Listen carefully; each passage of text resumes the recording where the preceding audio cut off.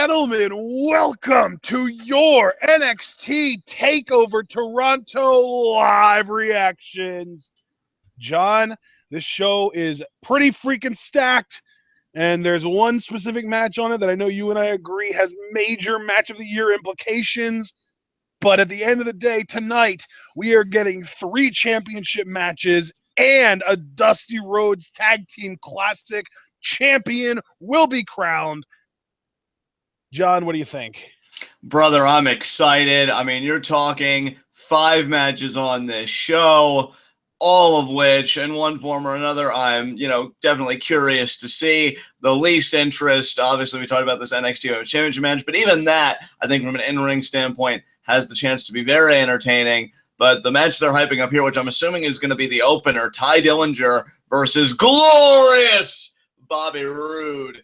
Talk about the biggest match. And given that we just got the video package for that match, I'm guessing it'll actually be opening the show, which is also what I predicted would open the show in our Puitoff predictions.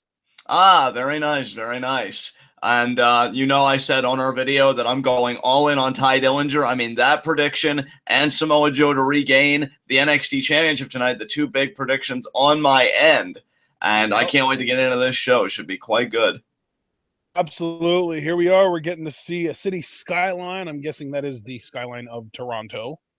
Yes, that would be definitely an educated assumption to make, as there's Old Glory in the form of Canada, the big maple leaf there. There's Sami Zayn, Christian, Bret Hart, highlighting all the great Canadians. There's Jericho, the first ever undisputed champion. Trish Stratus, a lot of Trish clips, and yet I'm still kind of juggling that she isn't here tonight. Oh, but no, Mickie was totally our first choice, guys. Come on. And I'll tell you, I had no idea Jake Roberts was Canadian, or maybe he wasn't, and maybe they're just talking about great moments from Toronto. And because I sure as hell know Hogan isn't Canadian. The Rock is definitely not Canadian, so. Yeah. But I will say this, though. I mean, Canada, definitely amazing country, home to a lot of great moments in wrestling history. And there's the Revival, there's Samoa Joe. NXT looking to make its mark here tonight at TakeOver Toronto. Oh, there you saw the Authors of Pain potential Dusty Classic winners. Yeah, Paul Ellering will be suspended in a cage away from the match so that he can't interfere. Now, here are some words from Dusty Rhodes. Of course, the Dusty Rhodes. Dusty Rhodes, baby. This whole tournament to honor and commemorate Dusty Rhodes. And it has come down to TM6-1 versus the Authors of Pain. That should be a really fun tag team tournament final. And you want to talk about tag team wrestling on display. DIY versus the Revival. 2 out of 3 falls. I mean, the quintessential barn burner right there. I mean, I think that's impossible for that match to fail. As now we got Mickie James versus Asuka here. And I'll tell you what, brother. Mickie James coming back from a really long time. But unlike Goldberg, we know that she can still go because she still works the indies. She still works the indies, and I don't think it was that long ago that she had a brief stint in TNA, her second one, because I know she was in TNA prior to that for a longer run, even became the Knockouts champion. So Mickie, very decorated performer again, even when we're running down our preview predictions. Meant no disrespect to her. I just feel like the hype for that match really hasn't been there compared to some of the other bouts. But in ring, it should still be something special. As here we go, NXT TakeOver Toronto. Man, I'm pumped. And so is this crowd by the looks of it. Oh, yeah. And can you blame them? This match card looks very solid. And, I mean, I could very easily be wrong, but I believe they've gotten some matches prior to this that were taped for next week's NXT TV.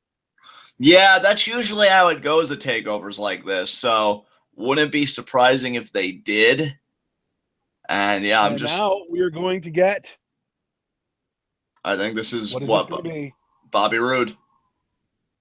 Is it? Right? Yeah, because I feel like it's got that whole glorious vibe to it. I just heard the glorious.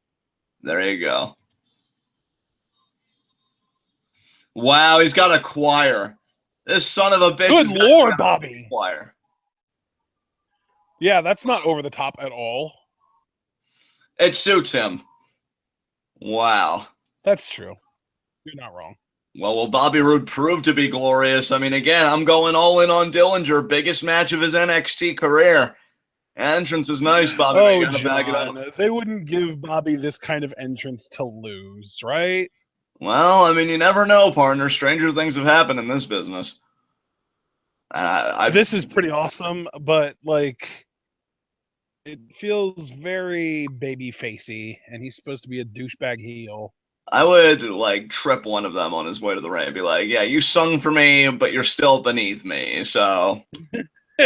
Yeah, that's a way to get your heat back, brother. By the way, I wanted to ask you, did you even attempt to post predictions on Pre Talk for this? No, I did not. Very laid back show for me tonight. I will be posting predictions for Survivor Series. I'm actually on that show, but I didn't care to do it for Takeover, so. All right. Bobby Roode. Man, look, he basks in his own glory. That one girl kind of has a scowl like, man, this son of a bitch. I could be singing for a children's benefit. I'm singing for this motherfucker right here. And now Bobby Roode going down the ramp. And then she slowly sulks away because she realizes that she's only doing this because he's paying her very generously to do it. Exactly. I noticed the arena is still full. The root of all evil for a reason, honey. I noticed this arena is still full with urchins. So I know Bobby Roode. Where are the CEOs? Where are the presidents? Where are the vice presidents? Damn it! Yeah, I was expecting the gentrification to be in full effect, but I guess I was wrong. Put that sign down. Well, you know what though? Maybe he's worrying about Full Sail first, since that's the biggest challenge. And once he gets done with Full Sail, then he'll worry about the rest of the country and then the rest of the world. Well, I mean, makes sense. Full Sail's kind of the roots, and then everything else is where the plant kind of sprouts off, if you will. And exactly, yeah, that's the plan. I do dig the cape, though. I have to say, I think Ty Dillinger's attire with the kind of collar that's got popping out, I think works a bit better for him. But yeah, it's Bobby Roode for you. And plus, I mean, is this his way of telling Austin Aries that he misses him? Doesn't Austin Aries also have a cape? I know. Well, I don't know if he still does, but I know he used to. Yeah, man, I don't know. Bobby, he's not calling you back. He's with Roderick Strong now. And, they actually have history. So, yeah, long-standing history at that. So. Yeah, no kidding. Yes, we get it. You're glorious. I mean, I love Bobby, but goddamn, I want to hear the kind of pop Ty Dillinger gets.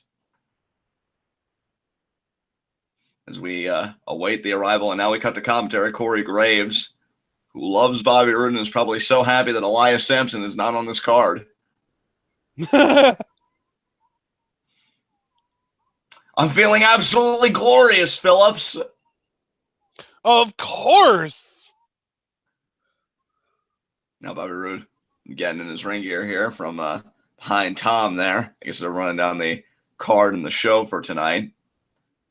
I'll tell you, between this... Where's Ty? Yeah, Ty's still got to come out. I mean, you were talking about Ty having, like, a cape. Or no, you meant Bobby. Never mind. Yeah. And there's still... Oh, wait. Here we go.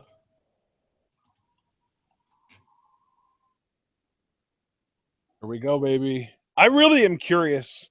Because, like, obviously that initial pop for the music is going to be different for both guys because, Ty has sort of a basic entrance and Bobby had that big elaborate one. I'm curious who the crowd cheers for when the match actually gets started. Yeah, that's a great point.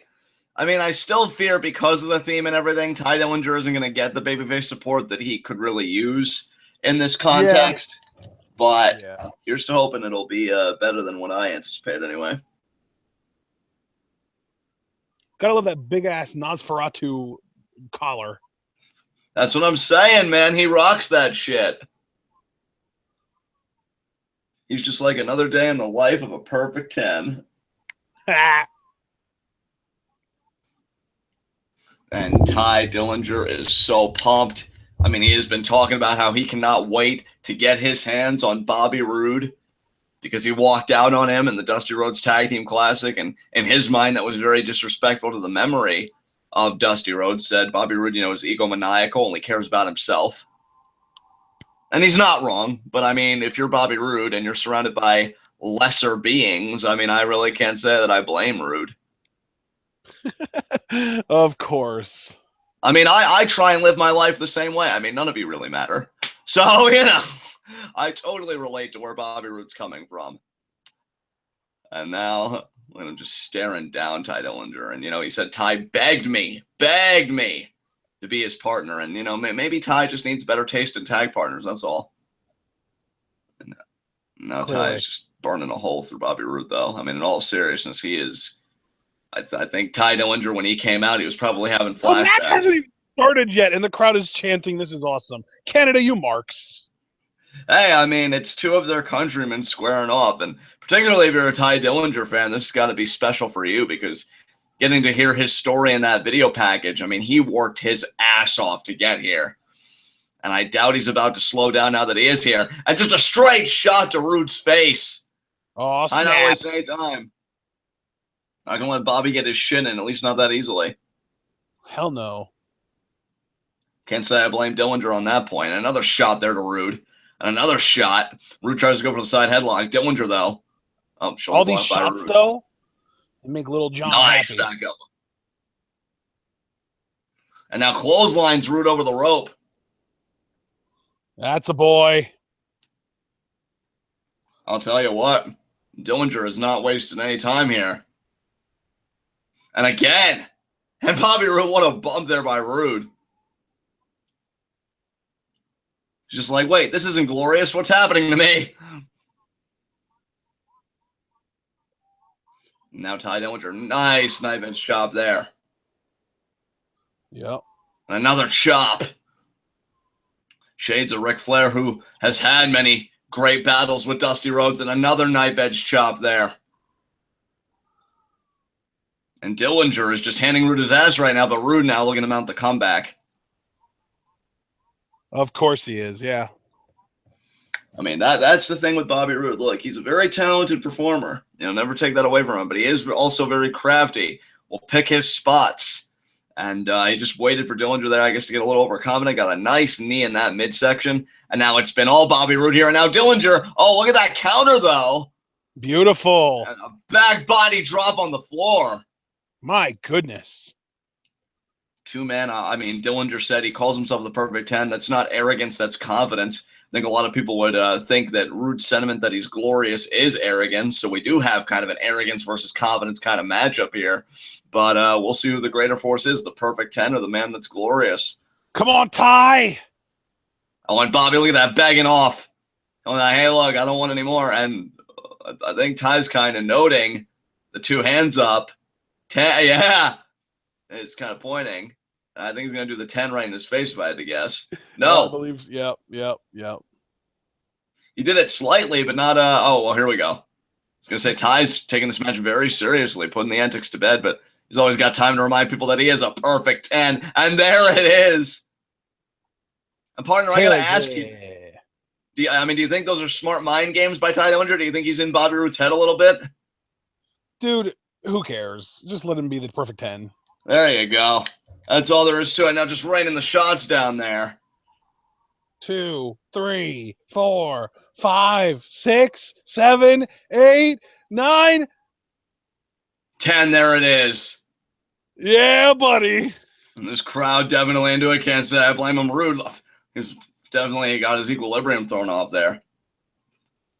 And another chop there by Dillinger. Dillinger has not let up on Roode since he got a foothold in this match. And a kick there, Roode. He tried to get something going. He couldn't. And now, wait a minute here. That could be the opening for Roode right there. What a backdrop out of the floor. Oh, man. This will be Roode's chance to get his bearings together. And now, Bobby Roode, I don't think he can believe he got hit that many times in the face. He's probably infuriated, thinking, I'm glorious. I have photo shoots and everything in the morning after this, after I beat Ty Dillinger. And now Ty getting up, trying to distance himself. I think that's smart. But Roode, though. Oh, man, just clubbing Ty there right in the back. And now Roode just looks so disgusted. And again, normally I can't blame him. I mean, when you actually think about who inhabits this planet, I try and suppress my gag reflex as well. But Ty Dillinger isn't to be underestimated. So now Roode. Oh boy. Oh boy. Oh God. Dillinger right on the guardrail there. Security barricade. Ref does the count. This is Ty's first big takeover matchup as well. I mean, he's been on takeovers before, but I mean, this is the first bout where Dillinger isn't, kind of scouting a new guy or being that feeder. No, this is very personal for Ty Dillinger. And I think that's why, again, if you're a Ty Dillinger fan, this match has got to mean so much to see him finally be in this spot. Because I'll tell you, it ain't about Andrade Cien Almas. It ain't about Apollo Crews. It ain't about any of those guys tonight. It is about a bitter rivalry he's had here with Bobby Roode. Roode now, I think, working over the head and neck of Dillinger. Which is smart given the Impaler DDT that Roode likes to employ. So psychologically, I definitely think it's intelligent. Of course, absolutely. Dillinger with the tiebreaker, otherwise known as the Ushigoroshi King. And we may see that later in this film. Oh, yeah. Now Bobby Roode. I mean, he if you want to talk about talking trash, I mean, that's why me and Bobby Roode, I think we'd get along famously. I mean, he pretty much more or less said that Dillinger's trash, so he's the perfect loser. He's no perfect 10. He's a disgrace. He's pathetic. I mean, any vitriol, any kind of invective term you could throw somebody's way, Roode has acquainted Ty Dillinger with. I can promise you that. And now the chops by Roode. He's always been a man of Wall Street and financial success, even dating in his TNA days. And now into the corner goes Dillinger. Roode's going to charge. Perfect lariat there. Or I should say glorious lariat in the corner. Look how composed he is. Now he's in control. Now he's just like, this is easy. Just one step at a time. Glorious! God, he loves himself. And, oh, got it. Clubby blow right to the back of the head and neck. And that smile, man, that's dangerous. And now he's taking more time to pose. I think he's making a mistake here, John. I think that this hubris is going to end up costing him. I would have to agree with you, partner. I'm never a fan. Even if Johnny Mundo does it from time to time, and I think that guy can do virtually no wrong in my eyes. I don't like when people get complacent or overly confident in a match.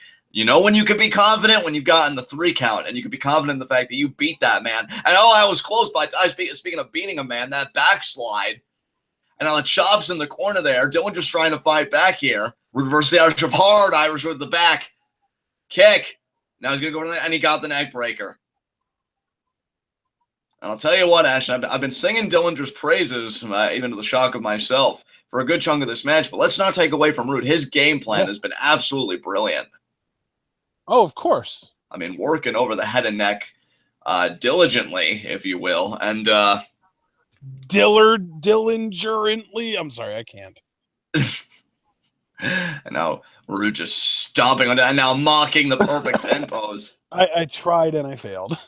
Hey, you could be in good company, because one of these men will be able to say the same when this match is over. And knee there right in the midst. Oh my God.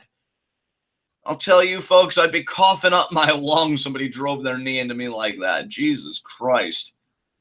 Roode just had no remorse there. And now just scraping the boot like Dillinger's trash. Which, of course, in Roode's mind, he is. And Roode is feeling himself right now. Look at that. He even just licked his lips, had a slight smile there. He's having fun with this now. And now Dillinger trying to create space any way he can. Now just grabbing him by the man bun. That's not cool, Bobby. And now he's going to try 10 punches. Now, he went for the man bun. That's just, and now again he's got a fistful of it for the punches. Yeah, I know, man. Where's the honor here?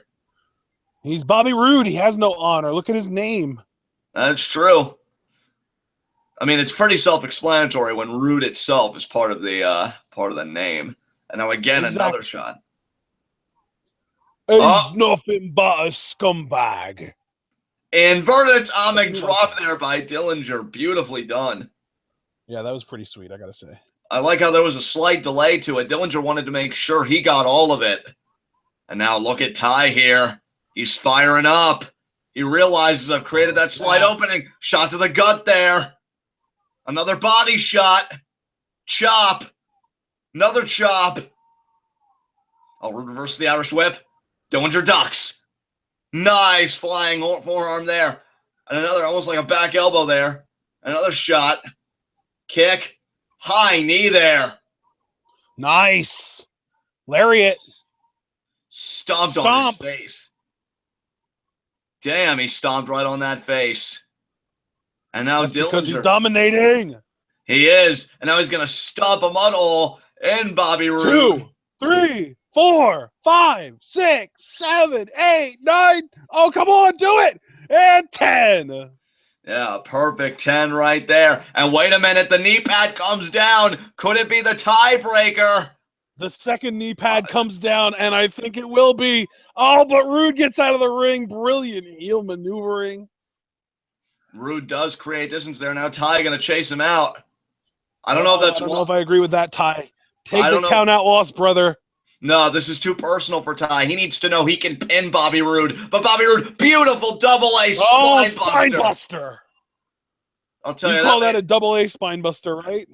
Absolutely. And I was even going to say Arn Anderson somewhere just formed a sly smile on his lips. Take a look at this again, this double-A spine buster. All that impact by Bobby Roode. Only about a 90-degree rotation on that. Can we still call it a double-A spine buster if he doesn't rotate the full 180 degrees? I'm giving it to him. I'll give it to him. But I'll tell you what, it didn't give him the win because Ty Dillinger stayed in this. But I do have to agree with you. I would have taken the count-out win, but this is more of an emotional match again for Ty Dillinger. He's not thinking rationally here. And just a shot there to Roode's head. What can Ty make of it here? Oh, but Roode right back on him there. Shot to the head. Is it going to be a superplex here? Clubby blows to the back of Dillinger. What is Bobby Roode going to do here? He's thinking superplex, I'm sure. Dillinger trying to resist. I don't think he can. Roode. Oh, that's going to be high elevation, and he got it. Wow, superplex. What a superplex. Roode now going to try and They call it the glorious plex on commentary. Oh, Roode, yes. Dillinger kicks out. That's what really matters here. And Bobby Roode.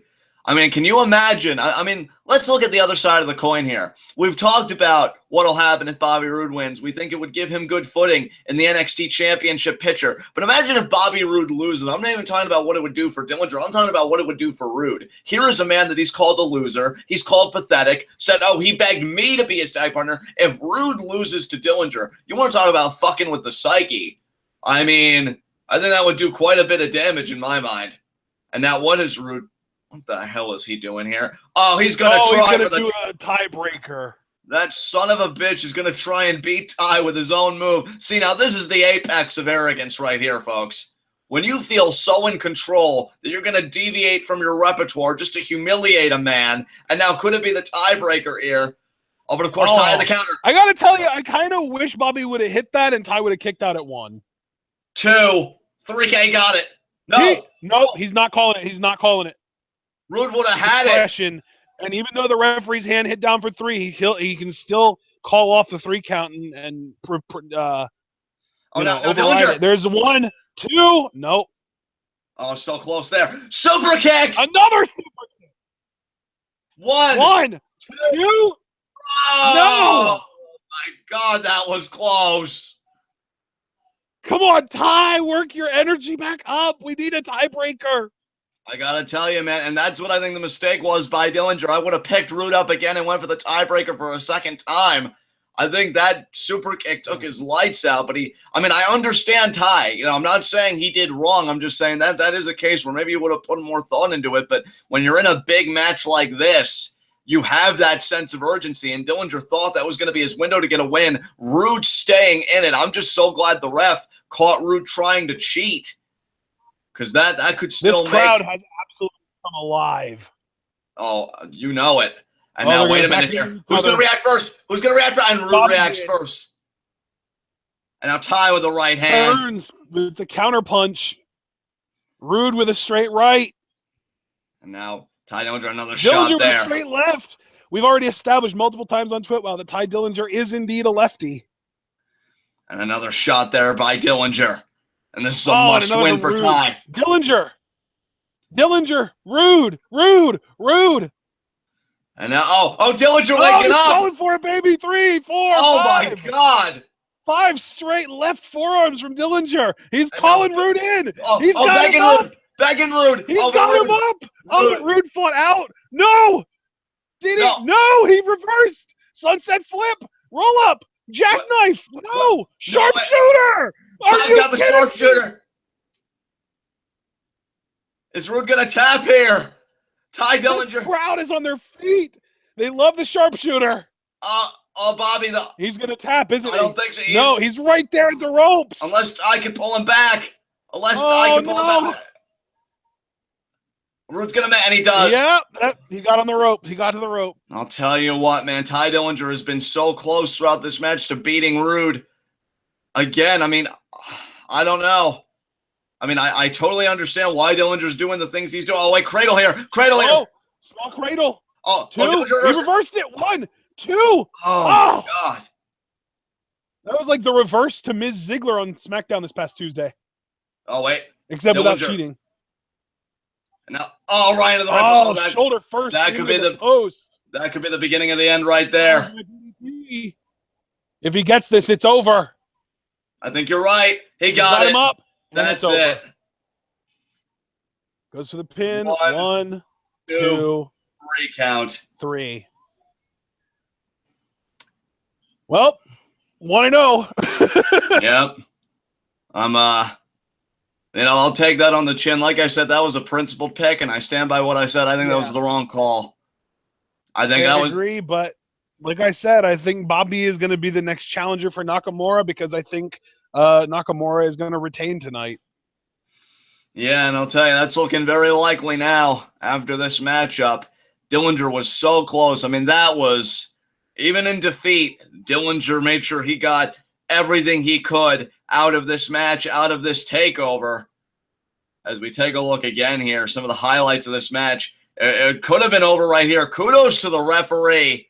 Almost counted 3. Turns out it was just 2. Cool. I love it. I love like the suspension of disbelief when a referee counts for 3, but they realize that it shouldn't have been 3 and they call it off. You don't see that very often, but I'm starting to notice it happen a little bit more often lately, and I appreciate it. Certainly. And there, Ty Dillinger trying with the sharpshooter. Roode got to the ropes, and then this was the beginning of the end right here. Shoulder eats ring post. Of course, Dillinger's head and neck was worked on so much throughout the match. And then the glorious Impaler DDT here. Bam! And you'll also notice he's wearing rock tape on his shoulder, on that same shoulder that got thrown into the post. So right. That was a pre-injured limb. And Roode successful here. I think that still makes him undefeated at takeovers because his first takeover he beat No Way Jose, I believe it. No, it was Andrade Cien. Yeah, it was Andrade. And now he's beaten Ty Dillinger. So you have to imagine Roode's next step is NXT Gold.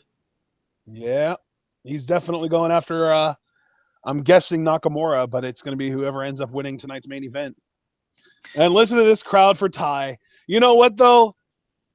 Dillinger losing, it doesn't. I don't think it hurts him. I think that his character is going to be over just because he's a great performer, and him losing, if anything, might even make fans more rabid to see him because it's like they feel like he's getting shafted. Well, I'll tell you what. One of our TwitWow fans, and I wish I could remember their name, had the booking vision in mind that Roode does win the NXT Championship, but then Dillinger takes it off of Roode. So, I mean, maybe that'll happen. You never know in NXT. Hey, I mean, maybe long-term that would be an interesting story to tell, but at the same time, that would require Roode to beat Nakamura, and what are the odds of that? Yeah, Nakamura looking damn near untouchable right now. And Ty Dillinger got nothing to be ashamed of for that performance. That was one hell of an opener for NXT TakeOver Toronto. Yep. And gotta wonder what's next here. Here we go. I believe if my predictions are correct, up next is going to end up being the Dusty Rhodes Tag Team Classic Finals. Authors of Pain versus TM61. Yeah, wouldn't surprise me if that was the case. And the award-winning WWE Network, we're getting promoted here. All this stuff for just $9.99, guys.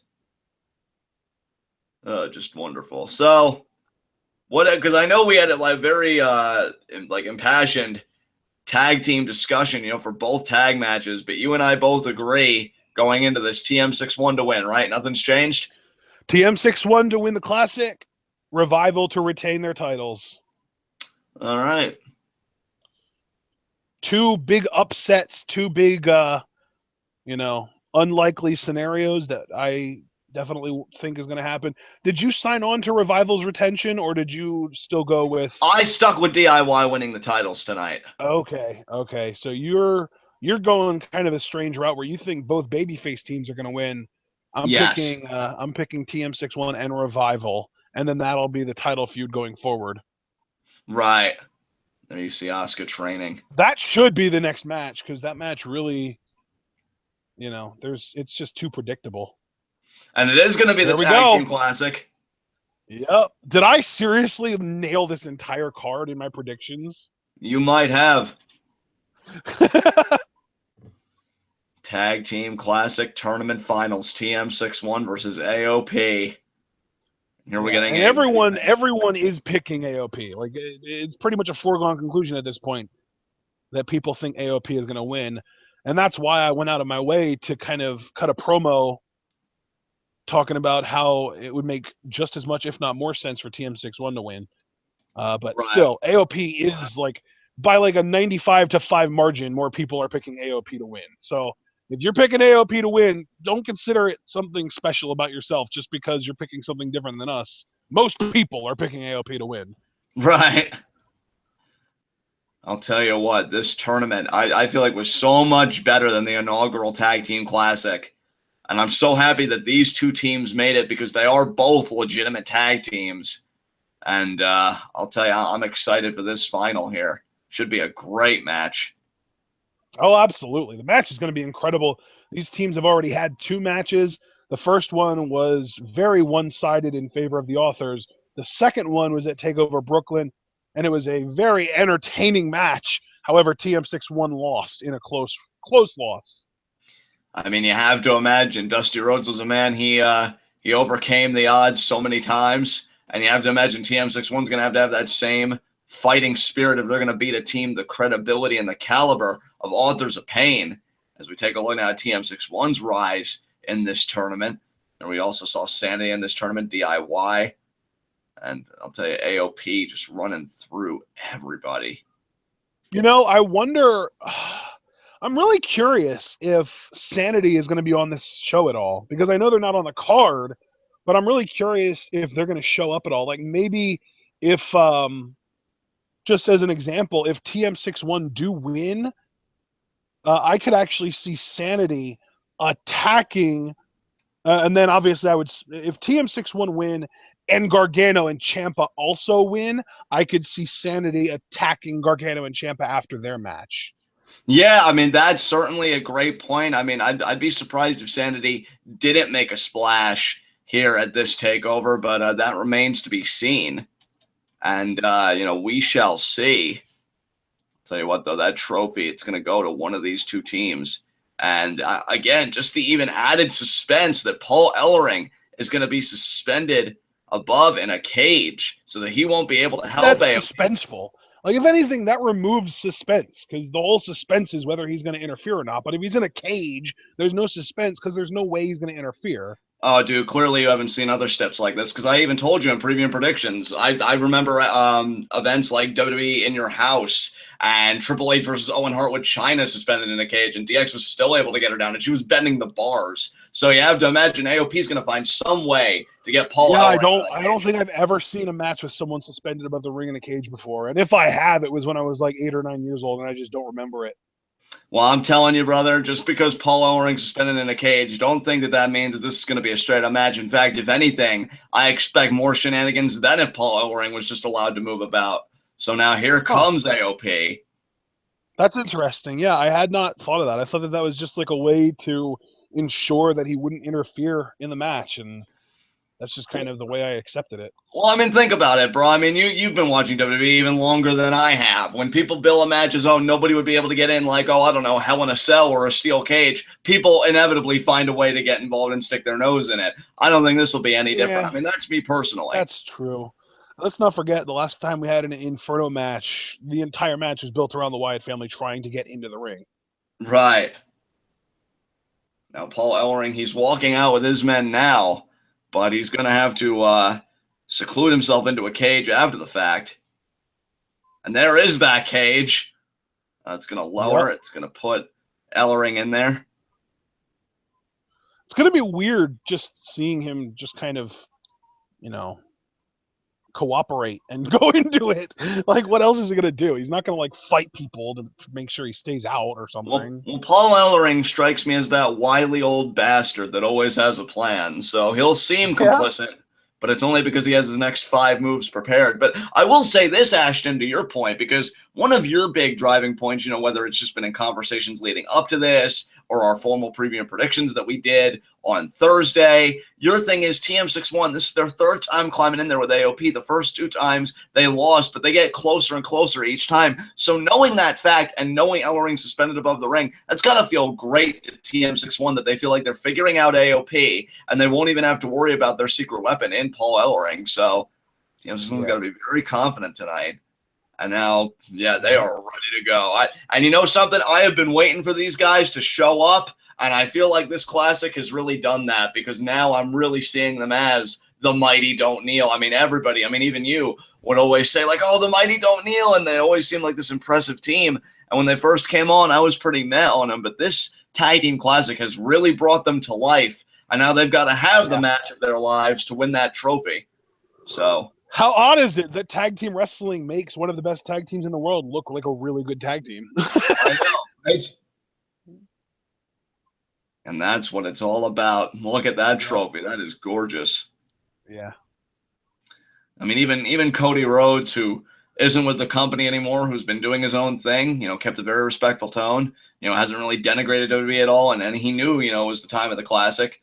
And he said he's so honored and so glad, that they're still doing it. And he really appreciates it. So you have to imagine both Cody and Goldust watching this match closely. I bet you Goldust is in the back. I guarantee you he's in the back. I would agree with you wholeheartedly.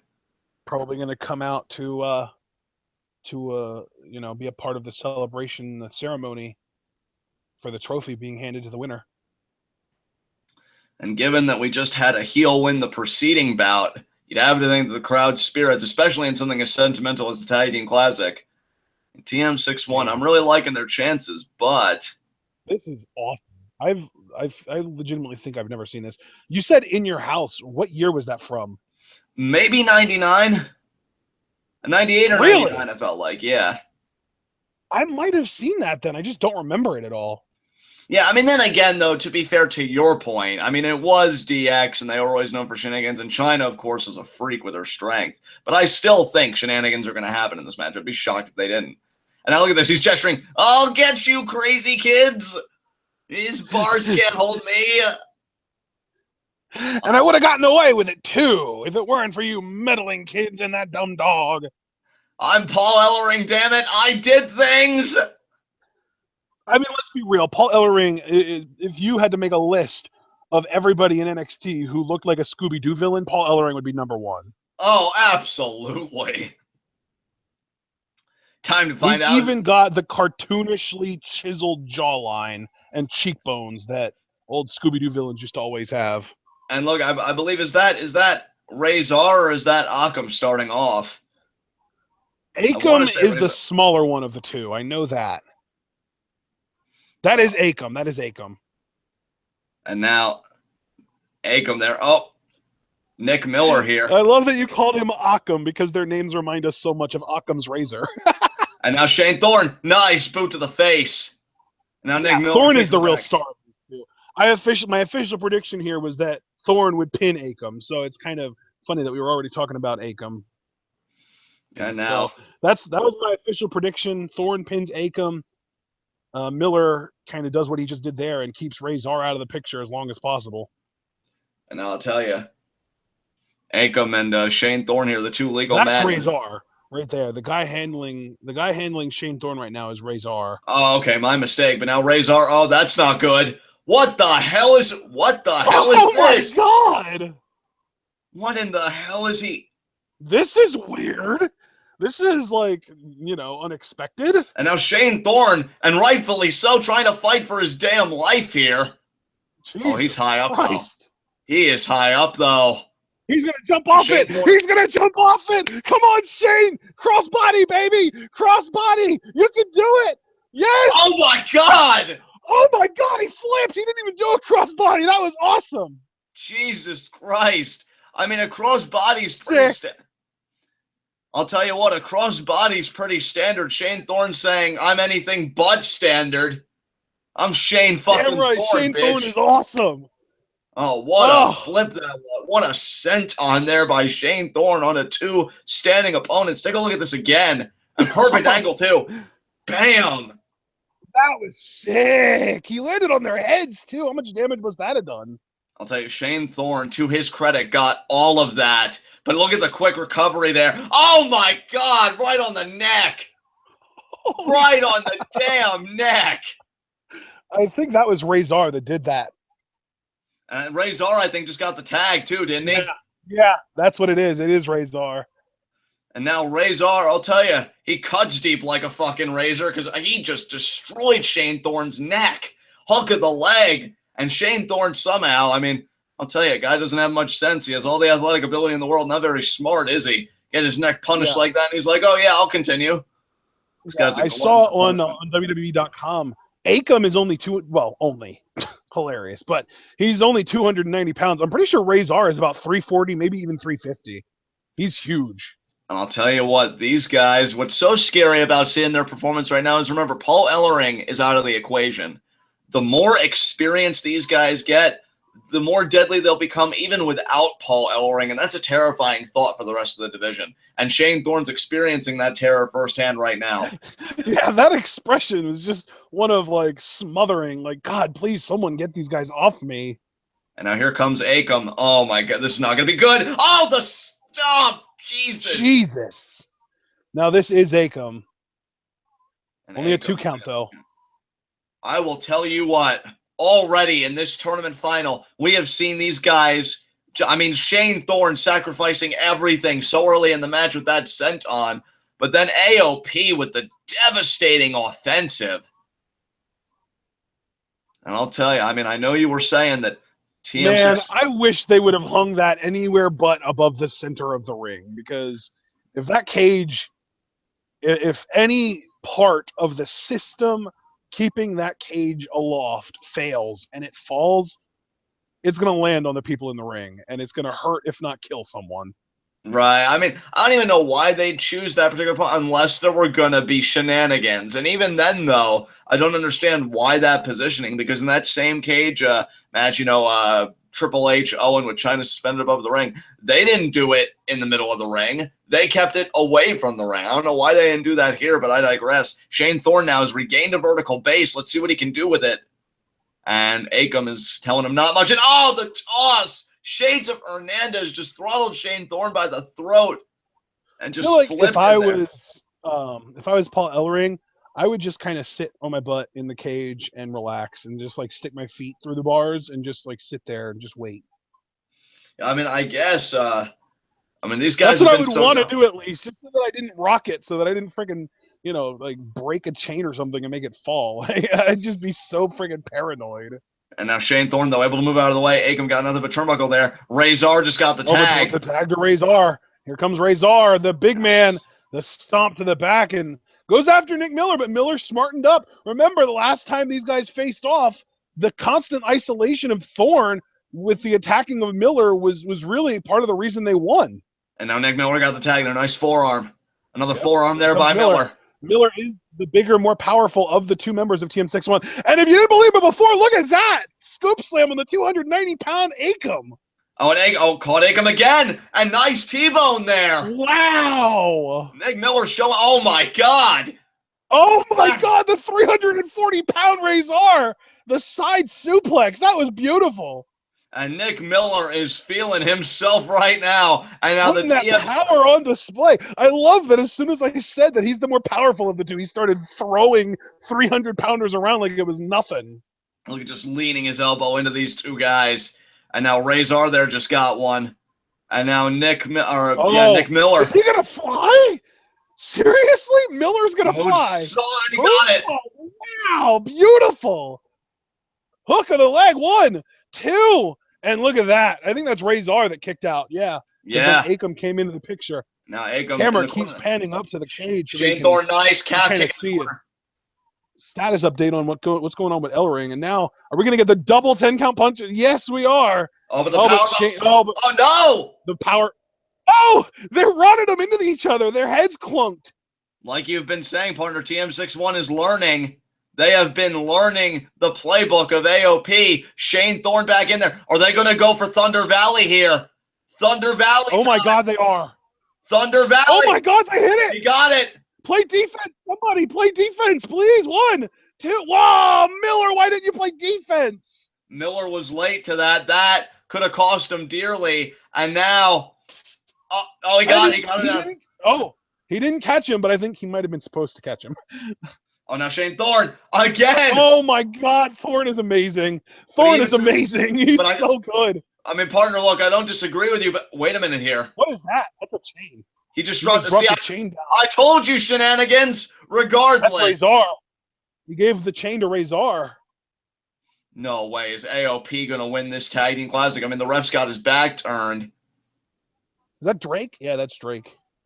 I mean, Shane Thorne going to try and get back in the ring here. He even took out his own partner. That's what I was going to tell you earlier. Shane Thorne may be talented, wasn't very bright there. Oh, look at that. Stop the chain. Oh, God, it flew into the crowd. I hope no one's dead. Sunset flip. He's going to get here. 1, 2. Oh, no. That's a big son of a gun to keep down with a sunset flip roll-up, though. I'll tell you, AOP. Oh, spine buster. Jesus. Was it, or was it a choke slam? It looked almost like a choke slam to me. I think it was almost a hybrid, partner, because it did have a no way. Boot to Miller. This is it. No it's way. Over. Oh my God. The last chapter. 1, 2, 3. Authors of Pain win, which means Gargano and Ciampa are probably winning too. And I'll tell you what, partner, how impressive is that by AOP? Because let me point out 2 things. 1, the obvious. Ellering couldn't get involved. 2, even when he did get involved, TM61 negated it.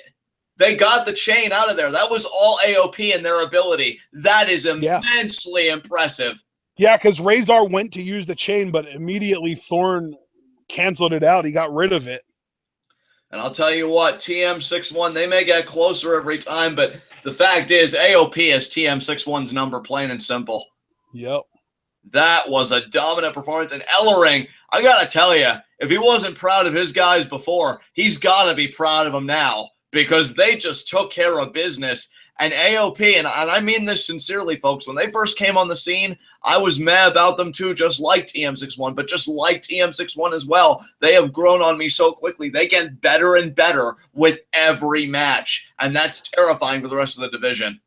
And now I'm also going to say, I mean, first of all, it is unfortunate that we were wrong and that I was wrong on my whole it makes more sense for TM61 to win thing. But what I will say now is that I am intrigued even more by Ellering's whole plan that he's been kind of enacting, because he said didn't he say that winning the classic was like the next chapter?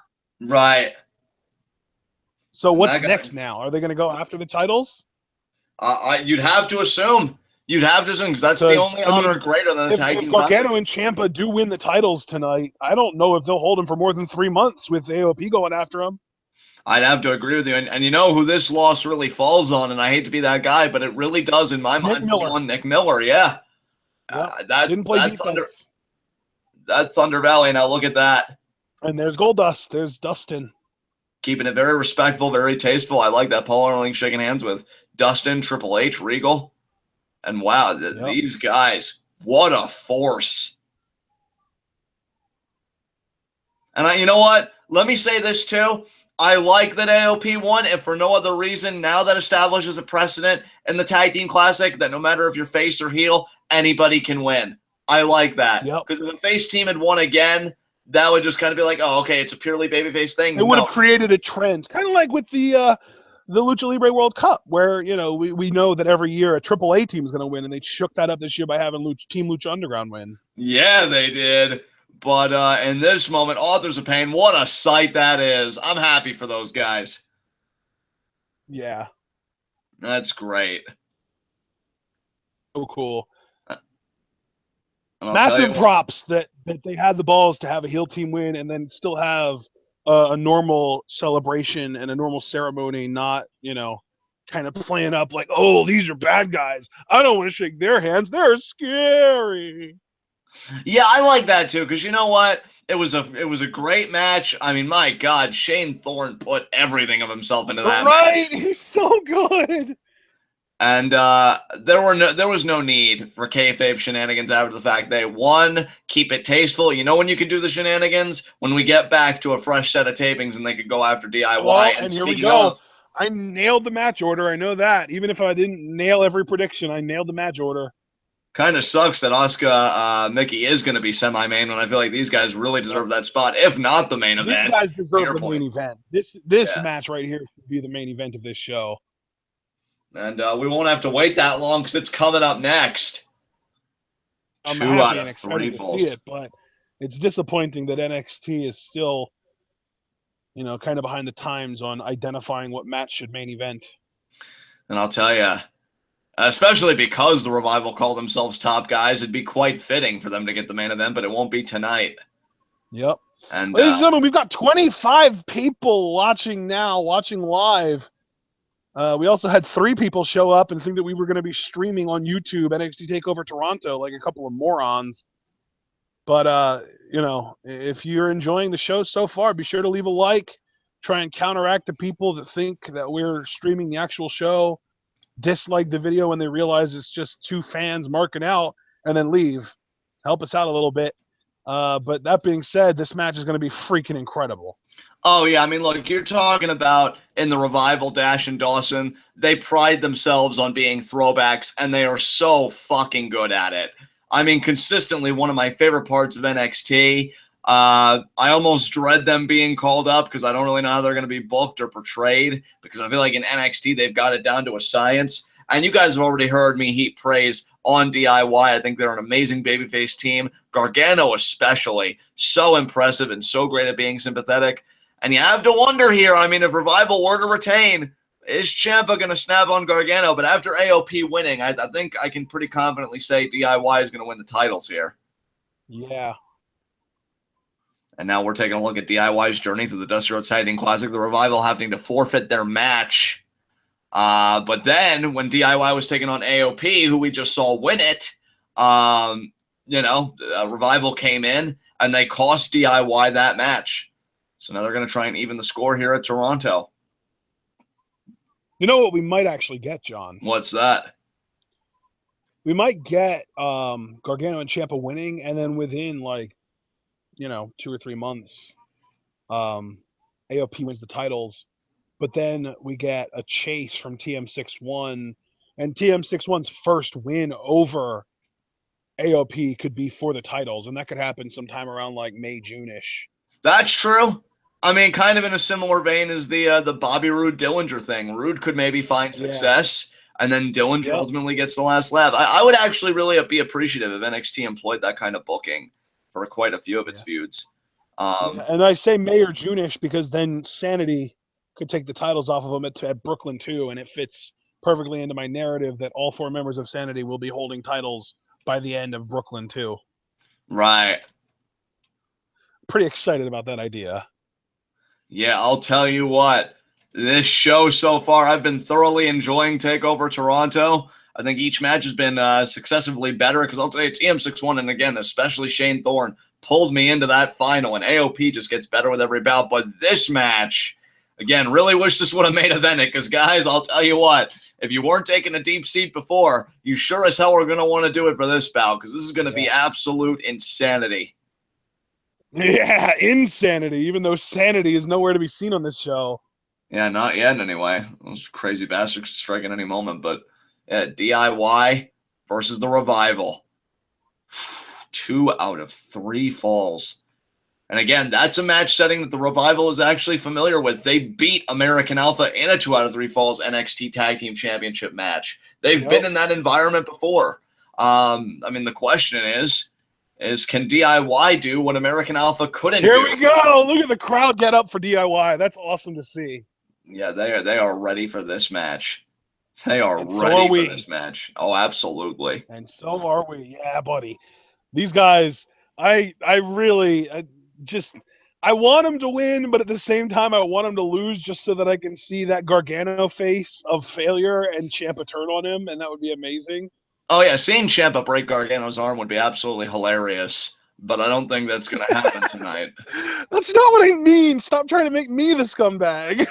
Oh, it's too late for that. And now, DIY here. All kinds of fired up. I am so fucking ready for this match. I also want to give massive props to CFO Money because they freaking nailed it with Ciampa and Gargano's theme song. It's amazing. Yeah, definitely. And now, well, we got Crash Cage. I guess it's a new WWE toy. I never really collected many action figures or rings growing up, so I'm gonna have to pass. And now here it comes, the Revival. And speaking of themes, I fucking love the Revival's theme. Gets me pumped. And we go on all day, all night. Come on, John. I love this theme song too. It's not as good as Gargano and Ciampa's, but still pretty freaking on point. And see, I disagree. I actually prefer this one to Gargano and Ciampa's, but you are right that both are fantastic. And now I'll tell you what, man. I feel so triggered right now. How dare you suggest that a theme song better than Gargano and Ciampa's exists? Yeah, well, crawl back into your safe space because I'm not rescinding that opinion. But Revival. I set you up, brother. That was a fastball right down the middle of the plate. But I'll tell you what, the Revival, say what you will about them. These guys, I love their story, man, because they came together. They were a jobber tag team for a long time, but then they really started to cook. And you know, ever since, I've just been nonstop. You know, they beat the Vaudevillains. Then, you know, they lost the titles to American Alpha, but then they got them back, you know, first ever 2-time NXT Tag Team Champions, you know, with the same partner. So, you know, that was... And that's the crazy thing, too, is because if you would have asked me at the beginning of the year who the best tag team in the world is, I probably would have said American Alpha. And the fact that the only reason American Alpha won the tag titles is because it was like, man, we can't just let these guys get pulled up to the main roster without winning the titles. So they gave them to them for like a month, and then the Revival got them right back. You know, like that's how good the Revival is. They legitimately are the best tag team on the planet right now. I mean, they are big match players. Anytime at a takeover, because even the takeover where American Alpha won, it was close. I mean, it wasn't like, oh, I'm not even saying the best tag team on the planet as far as like, oh, they win a lot. I mean best tag team on the planet as in like best tag team performers on the planet. Oh, like, and certainly, yeah. I mean, you're not even wrong. Yeah. I mean, you're talking about... And especially Wilder, because Dawson, I think Dawson could succeed pretty much in any context, whether it's singles, you know, cruiserweight, whatever the hell you want to do. Because he's great in the ring, he's a great talker, he can do anything. But Wilder might be the best tag team wrestler on the planet right now. Well, he's incredible. How many times, Ashton, have we talked about how Wilder, which Nick Miller should have read his playbook, plays defense brilliantly?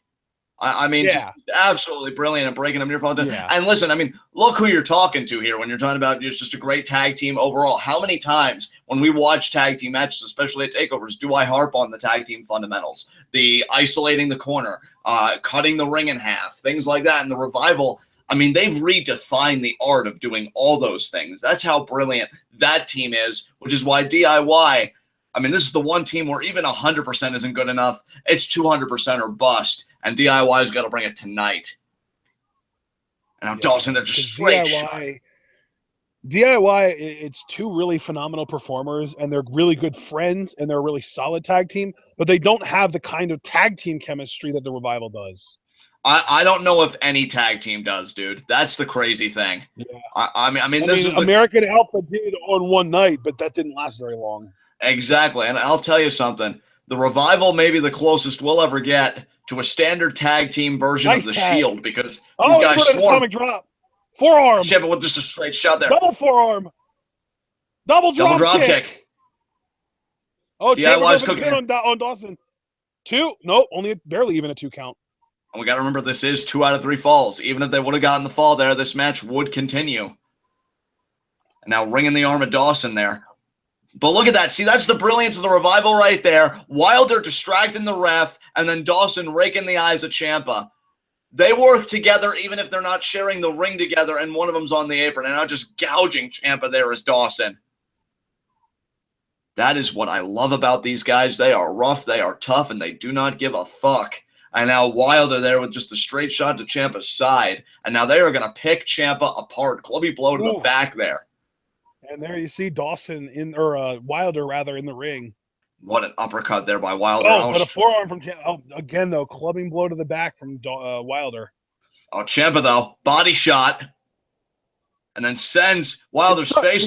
Like people that Wilder and Dawson, you can't tell them apart. I can tell them apart. Their names are just too similar. I always say the wrong name for some reason. And see, I'm actually relieved this match is happening because, I mean, AOP, I'm always going to get wrong. I mean, I'll adjust quickly, but I'll probably always get wrong initially. This, I know all the players in this game, and that's fine by me. Scoops I've gotten a little bit more adept to, because Akam is the smaller guy with the tattoo, and Rezar is the bigger guy without a tattoo. Beautiful leg drop there. Double team is the leg drop. Wilder. I know Ciampa kicks out. Again, though, the tag team work.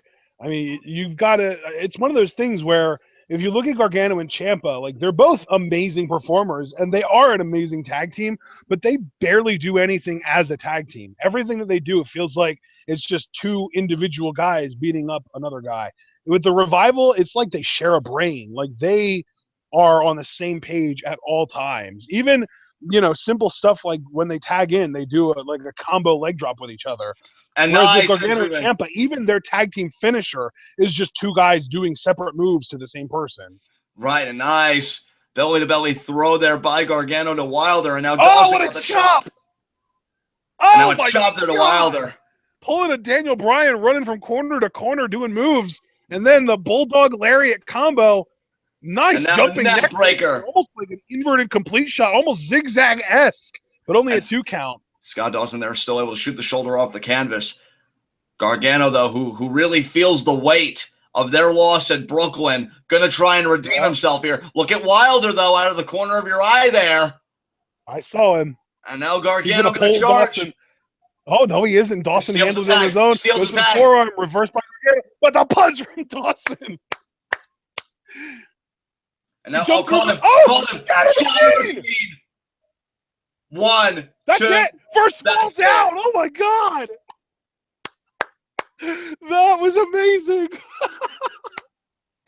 Gargano was thinking about the spear through the ropes. I'm sorry, but these guys are freaking rock stars, man. This is amazing. And now, if you notice, Scott Dawson on the apron mocking Bret Hart's pose here in Toronto. And, of course, Gargano is the one that got pinned. And Gargano has really been shouldering that guilt. And I'll tell you what does it do for the Revival's confidence to get not only the first fall, but off a Shatter Machine, no less. Take a look at this again, folks. This was unreal. Yeah. Gargano thinking spear. Yeah.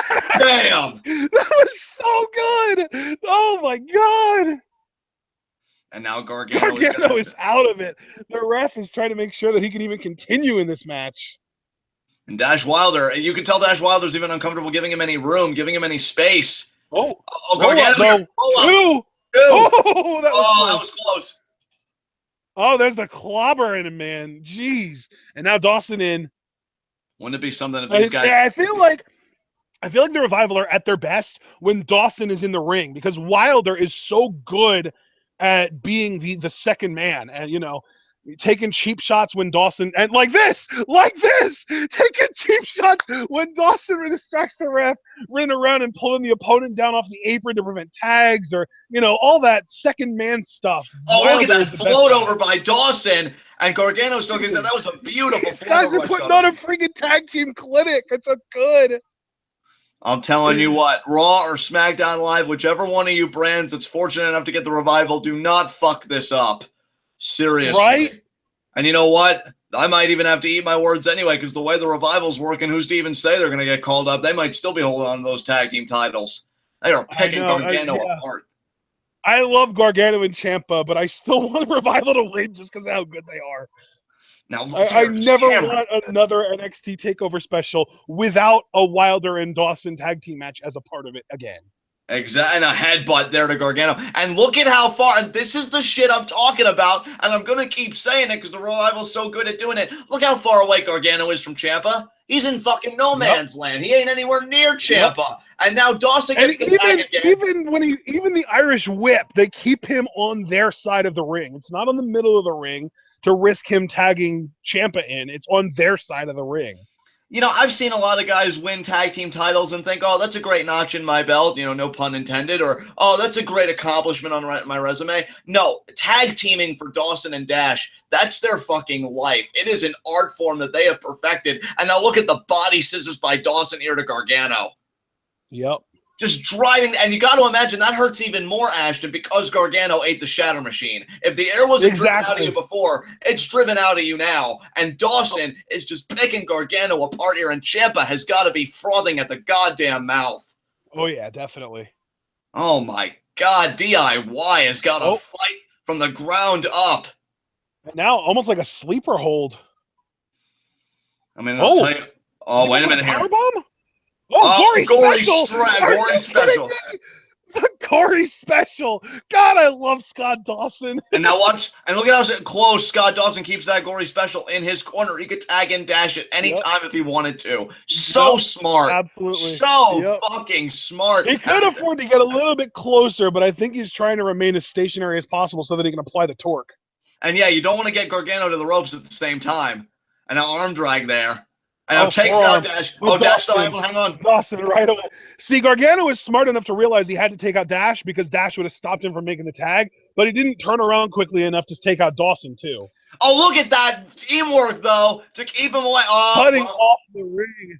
Oh, now is Gargano's opportunity, though. If he's going to get a tag, it's got to be right now. Yeah, but notice, he just took both of the Revival guys out with that combination DDT dropkick. Notice, though, Dash went out to the floor, and if Dash is as good at defense as we say he is, he'll stop Ciampa at the pass. He's going to go pull Ciampa up. Yes! He does! He does! Yes!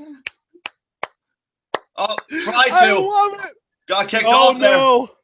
And now distracting the ref anyway. He distracted the ref anyway. And the ref stops him there. Oh my God. I love you so much, Wilder. You're so good. And the double team. Dash Wilder. I'll tell you what. He's the king, man. He's the freaking king. Oh, wait a minute here. Look at that. The heart attack. Oh my God. Another shot at Bret Hart. I love it. And I just noticed, aren't the Revival rocking the pink and black? Yes. Yeah. Holy crap. Hey, you know what? These guys are next freaking level. Hey, you know what? Come at me, Canada, because I'm saying for my money, the Revival is better than the Hart Foundation. Look at this again. For sure.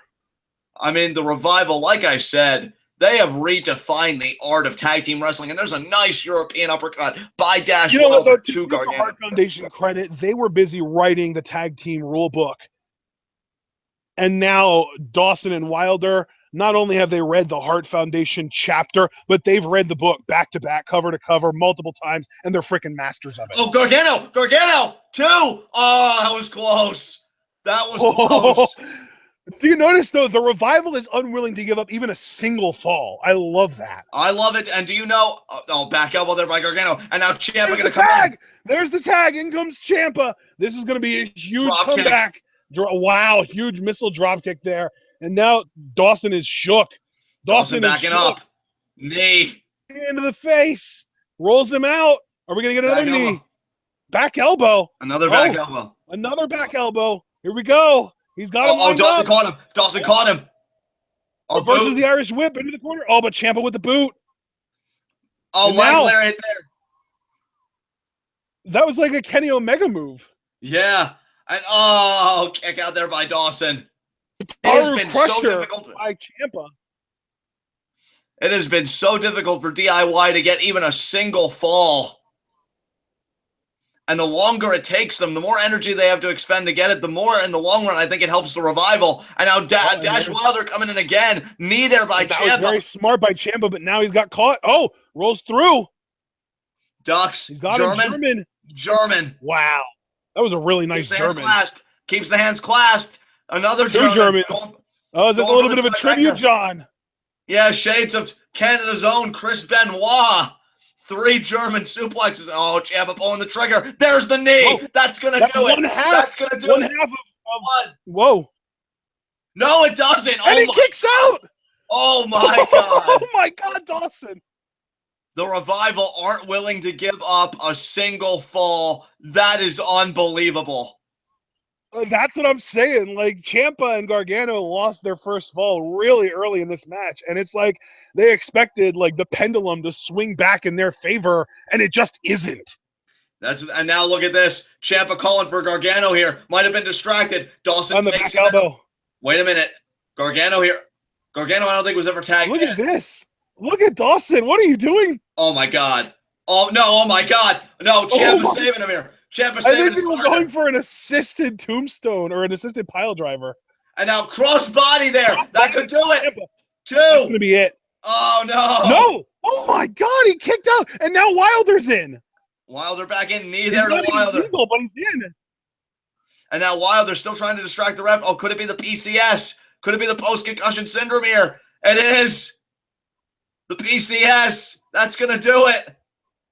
That is going to do it. 2, 3 count.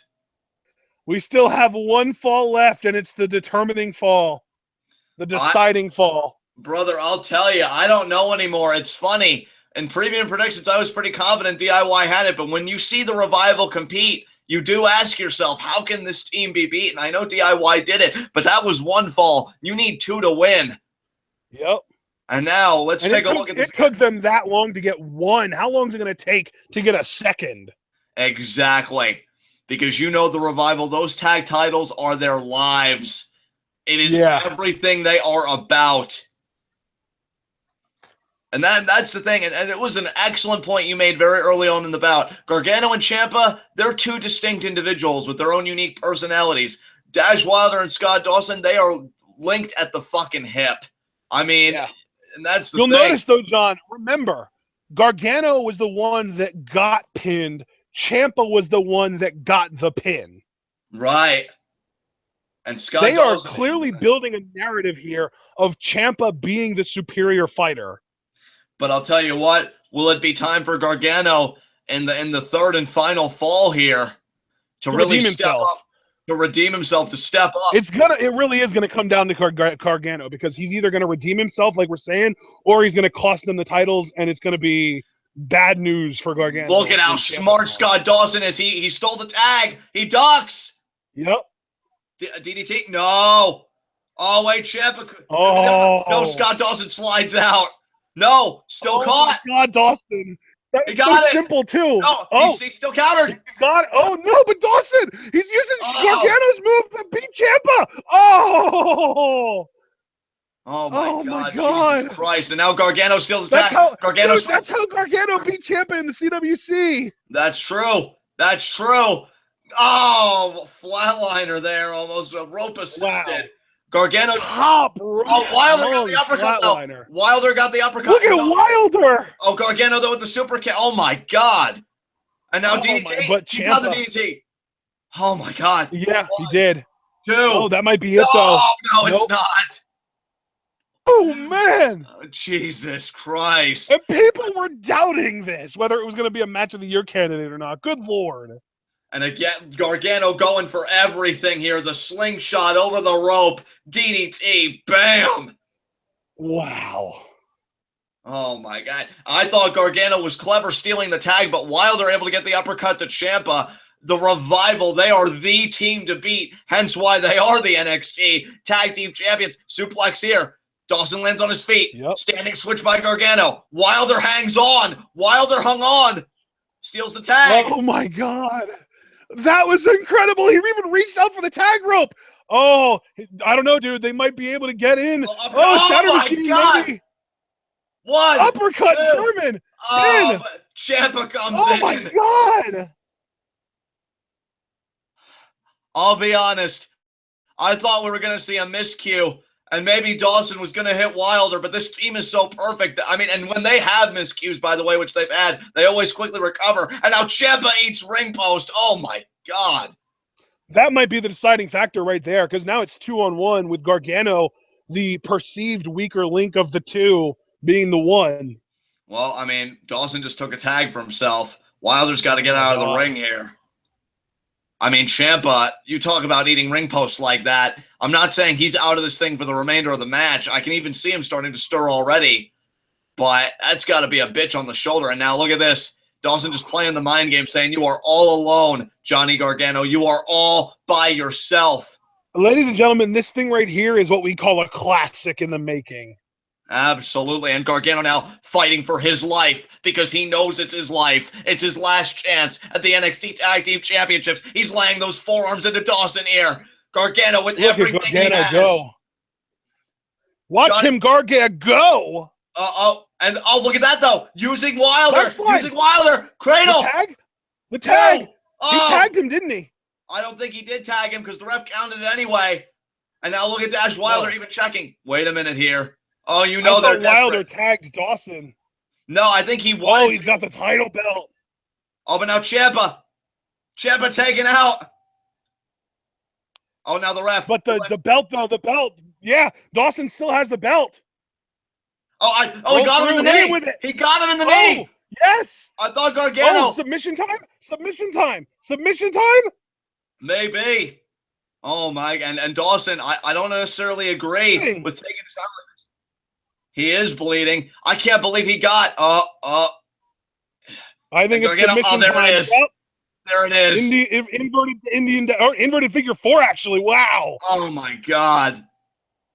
Ciampa's got to come in here. If he taps out, dude, oh, my God. Is he going to tap? If Gargano taps out, how horrible is he going to feel? He got hit.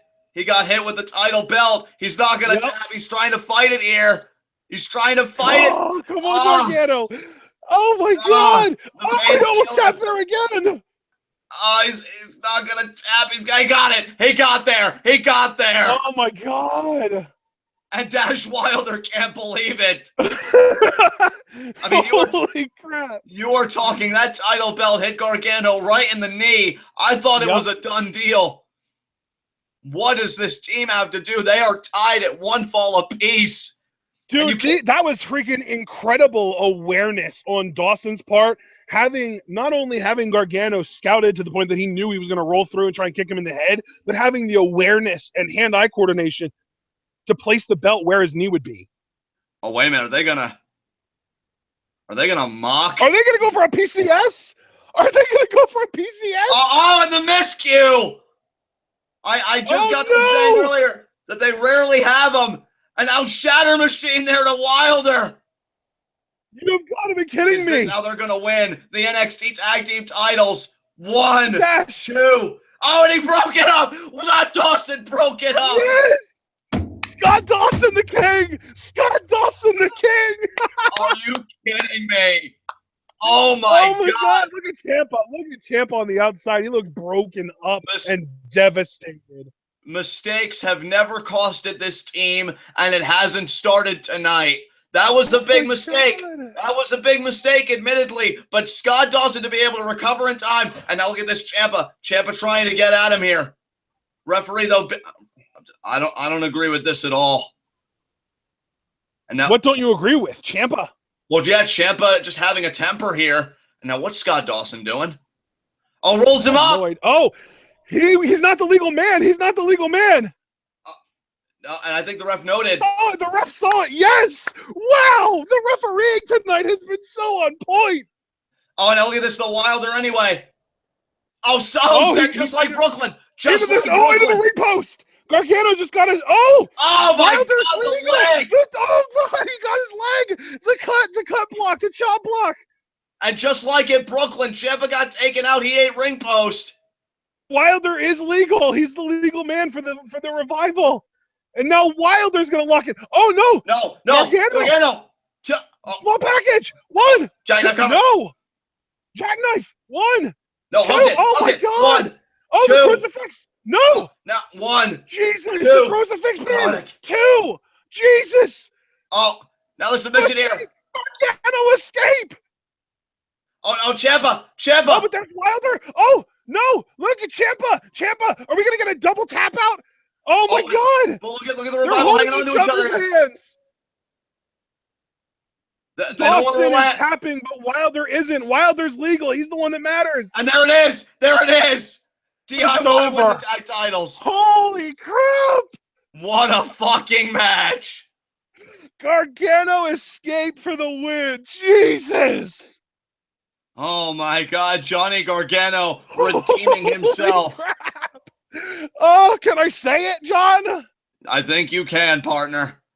Match of the freaking year. Oh my God. That was one of the craziest fucking tag team matches I have ever seen. DIY pulling it out. I am rewatching the shit out of that tonight. Oh my God. Holy crap. And now Ciampa helping Gargano up. Oh my God. Tag team champions. I'll be damned. So is AOP or Sanity or both going to attack? No, I wouldn't even have them do it, to be honest. Let this moment sink in, because that was one hell of a match. That was one. Wow. And you know what? The Revival may have lost, but they just solidified their place as one of the best tag teams in WWE history. What a fucking match that was. There was the first fall. How about V? Yeah. I mean, really. Because nobody is touching who's their competition? Alpha was great, but they held the titles for like 2 months. Right. This really is even in the same category as those two teams. Nobody. There is nobody anywhere close to being on the same level as Alpha and Revival. And I think tonight cemented the Revival as the superior team between them and Alpha. I'll tell you, for Revival's rematch, because you have to imagine they're still going to cash in their rematch before they get called up. I want to see a tag team Iron Man match between these two teams. Damn, this was amazing. You say these two teams. I love Gargano and Ciampa, but really anything involving the Revival turns to gold. And now this, I won't say this is the beginning of the end, because they still put up a fight even after that miscue. Oh my God. And the Shatter Machine by DIY. This match was a splooge fest, folks. You know what? Good luck to Nakamura and Joe and Asuka James prior to that, because I think we just had our takeover. I don't think anything's topping this shit. Call it a night, brother, because you're not topping this. Good. No. I feel bad for Mickie James now. They bring her in for one match, and it's to follow this? Yeah. You're fucking done. You're fucking done. Like, this is why the Revival own fucking everything. And I just went on chat because I wanted to see what our Twitwow faithful had to say about it, and they are raving over this fucking match, as they should be. This is why I love tag team wrestling, guys. This fucking shit right here. What a fucking match. Oh my God. Oh my God. There were so many times that I could have bought the Revival retaining the titles too. Like, oh my God. This might be the most unanimous match of the year of all time, because like, my God, has there ever been an instance where a match was hyped as something that would potentially be a match of the year candidate, and then it delivered to this degree? Yeah, this definitely was a match of the year contender. I don't care what anybody says. Like, this was so fucking good. This is number one for me. This just won my match of the year. So, I mean, unless something in the last, 45 days of the year can work some magic, this is my match of the year. So it unseated No Mas for you then? Yeah, it did. Oh my God. And you know what? I don't blame you. This might have to be my match of the year at present. Because holy fuck. I mean, look, if you want proof of how fucking great this match was, Lee fucking Clark said in chat, AJ Styles won a world title and beat John Cena, and I pick this as my match of the year.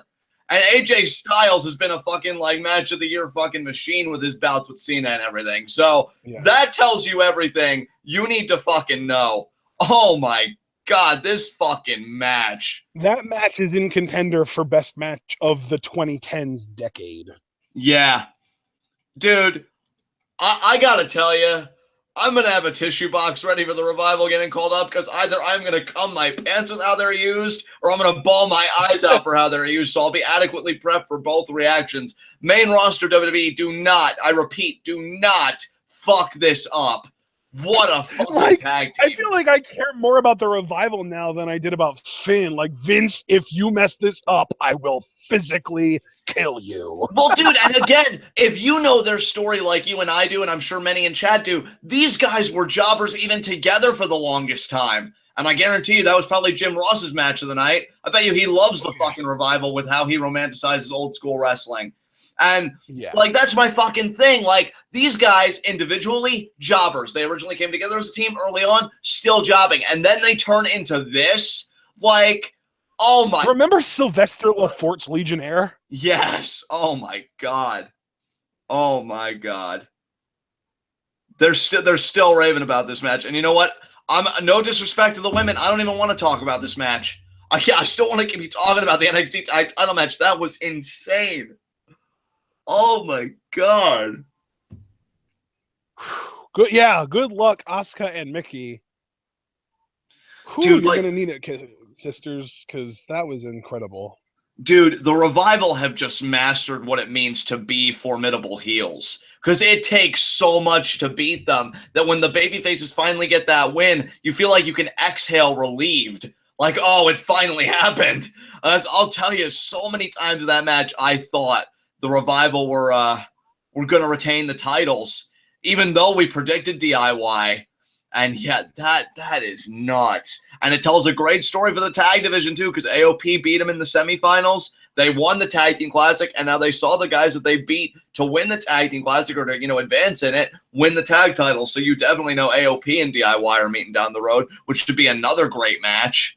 Oh, my God. But I'm already thinking about the Revival DIY rematch. I was only half kidding when I said Tag Team Iron Man match. Like, fucking do it, NXT. Like, seriously, give them the fucking main event while you're at it.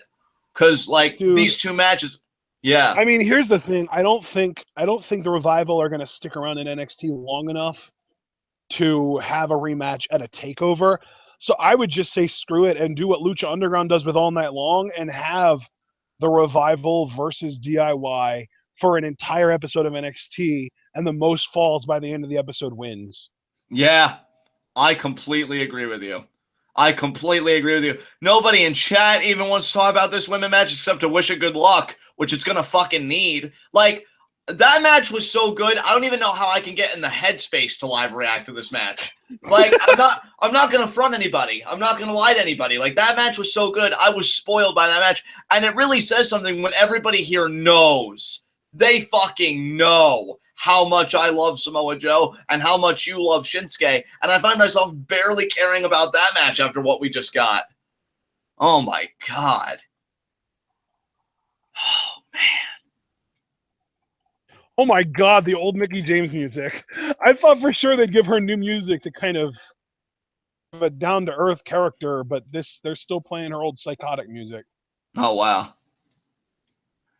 Well, you know what? I mean, I'm happy for Mickie, but you drew the short straw, I'll tell you that right now. I was going to say, like, do people realize that she's a mother now? Like, this music does not fit her at all. No, it does not, but... And Mickie James, I'll tell you, I don't even really know what to say right now. I don't even know. I mean, Jarvera's kind of expressed my sentiments. I don't even want to watch. I don't even want to watch the show anymore. Yeah, because like it's over. That was the main event and the show. That should have freaking main evented. God damn it. Well, especially since DIY went over, can you imagine the closing image of those guys celebrating with the fucking That's what titles? I'm saying. It should have main evented. I mean, everybody that I'm seeing saying match of the year. Unreal. Just unreal. Yeah. Oh, my God. You know what, dude? Asuka. If you're the Revival, fuck dropping the tag titles. You better walk to the back with a fatter paycheck than when you walked in. Because I'll tell you, they put in the work tonight. Oh, my God. Oh my God. I legitimately feel like there's no way the main roster can do them justice. Like there's even on SmackDown, the brand split just ruins any chances of them being compelling for more than a few months. Exactly. It's so sad, dude. It's so fucking sad. Like, if it's SmackDown Live, maybe I can get into it. If it's Raw, the only thing I could get excited about is the program with the New Day, and yet ask Gallows and Anderson how well that went for them. So, Well, I was just gonna say, why would the Revival even want a program with the New Day? That's like comedic shit, and it's the Revival. Why would they care about comedic shit? I mean, Scott Dawson can be pretty charismatic on the mic, as we've noticed. He is a really good I'm promo. not saying they can't do it. I'm saying that's not where they're at their best. Oh, yeah, definitely. They're at their best when it's serious feuds that, have a team that can match them in ability. And, oh, my God. Yeah, because right now on the main roster, like, you know what I would like to see? I know it kind of plays into the comedic stuff as well, but I know they can really go in the ring, is the Revival versus Breezango. Yes. Oh, my God. But like, it would have to be like a serious match, though. It'd have to be like 15 minutes with maybe like one comedy spot super early on just to get it out of their systems. Right. Oh my God. And you know what? Honestly, people always say like, "Oh, the Revival needs to be on SmackDown because Revival Alpha." But we had Revival Alpha for like 6 months, if not more. Now, I think the Revival should go to Raw because, like someone in chat, Dragon Man said, Raw makes sense because Raw is like the home of comedy gimmicks, and the Revival can go there and be the best heels possible. Because think of everything that they could do to teams like the New Day and Enzo and Cass to just humble their asses. Oh, and I mean, look, anybody that wants them on Raw, you're not wrong. I mean, I am one of those people that want them on SmackDown because I can never get enough Revival Alpha. That's still my feud of the year. But that's the thing, though, is that like Revival Alpha, I feel like we need a longer break, and it'll still end up happening because there's still going to be talent exchanges and trades and stuff like that goes down that will eventually land those two teams on the same roster. But at first, because of the time difference, because Alpha Revival just ended like 4 or 5 months ago, I don't need to see that for another like year at least. That's certainly understandable. So yeah, put them on Raw for now, and then maybe next year around this time, switch them over to SmackDown. Dude, wherever they go, and now this match is starting. Asuka versus Mickie James is underway. Yeah, I wish Would I anyone could complain if this was a squash match with Asuka beating Mickie in like less than 5 minutes? No, because I really just want to get to the match. Like, I need to decompress from that fucking tag team match. Like, you're not going to get me to give a single fuck about this. All due respect to all the women.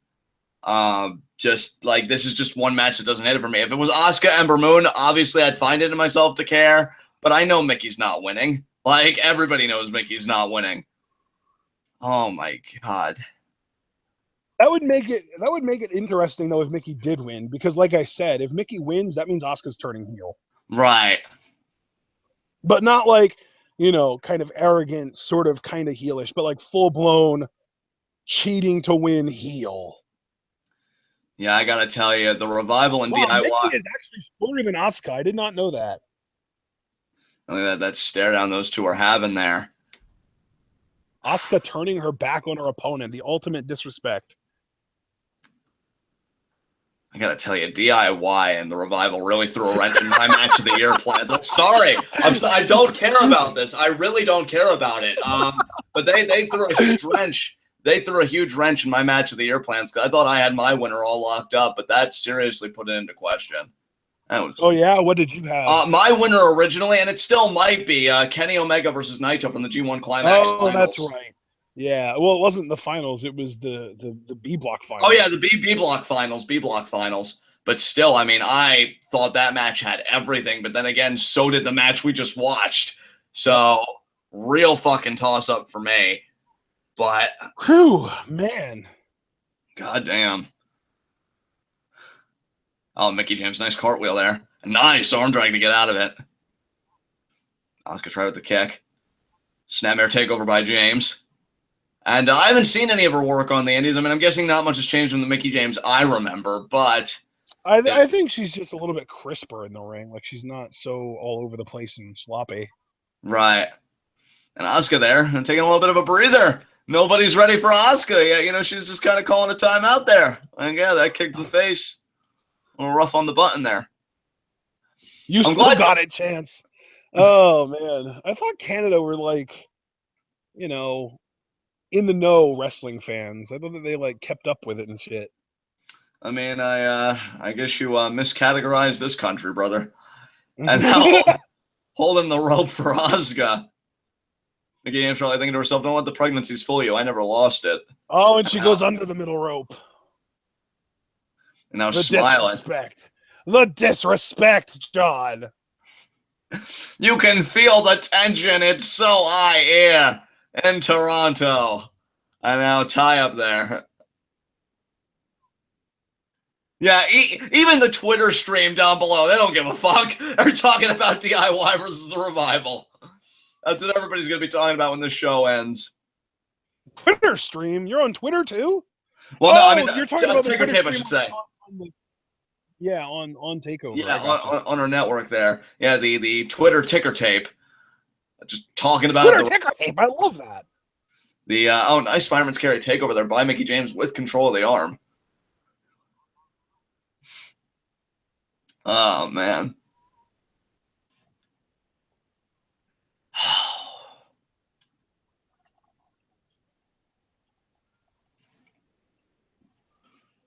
Ooh, lad. I'm still recovering as well.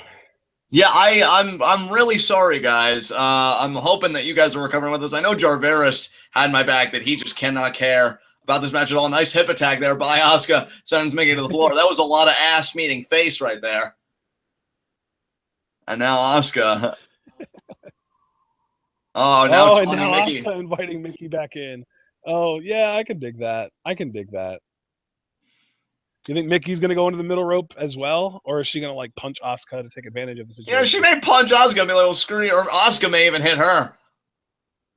And she, oh! Heel gonna heel, baby. Oh, another hip attack. Nice. My God, ass meeting face again. Second time.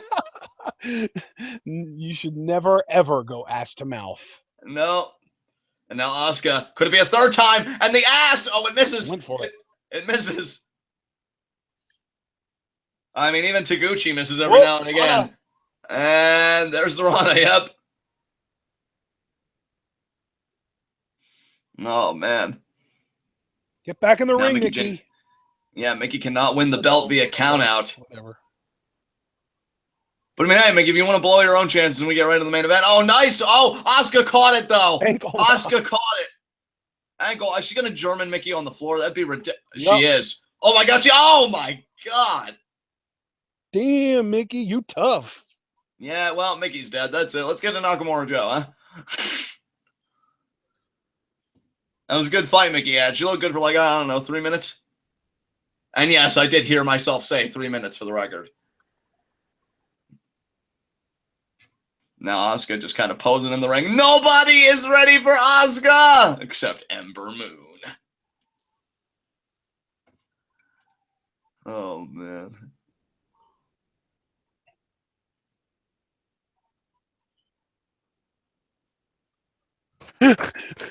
Javaris in the chat. Asuka did a sick German on the outside, and still don't care about the match.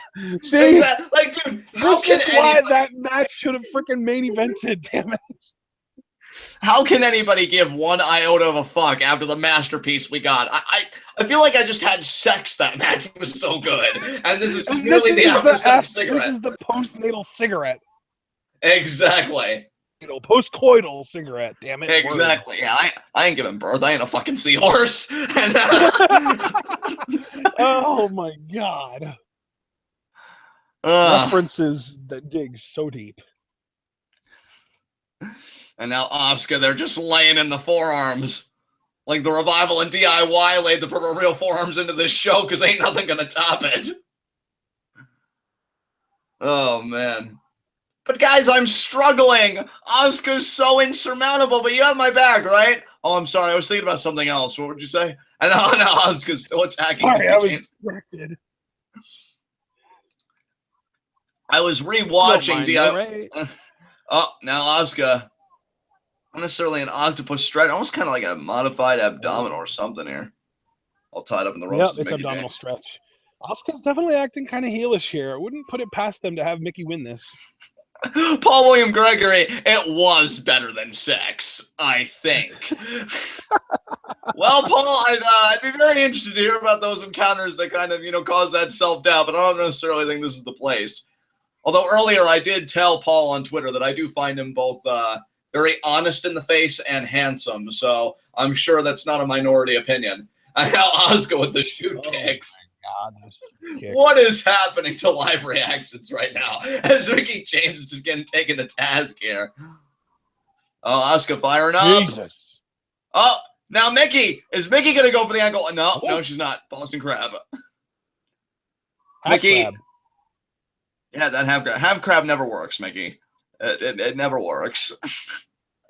Especially when it's poorly executed like this. Who I bet executes a really beautiful half crab, John?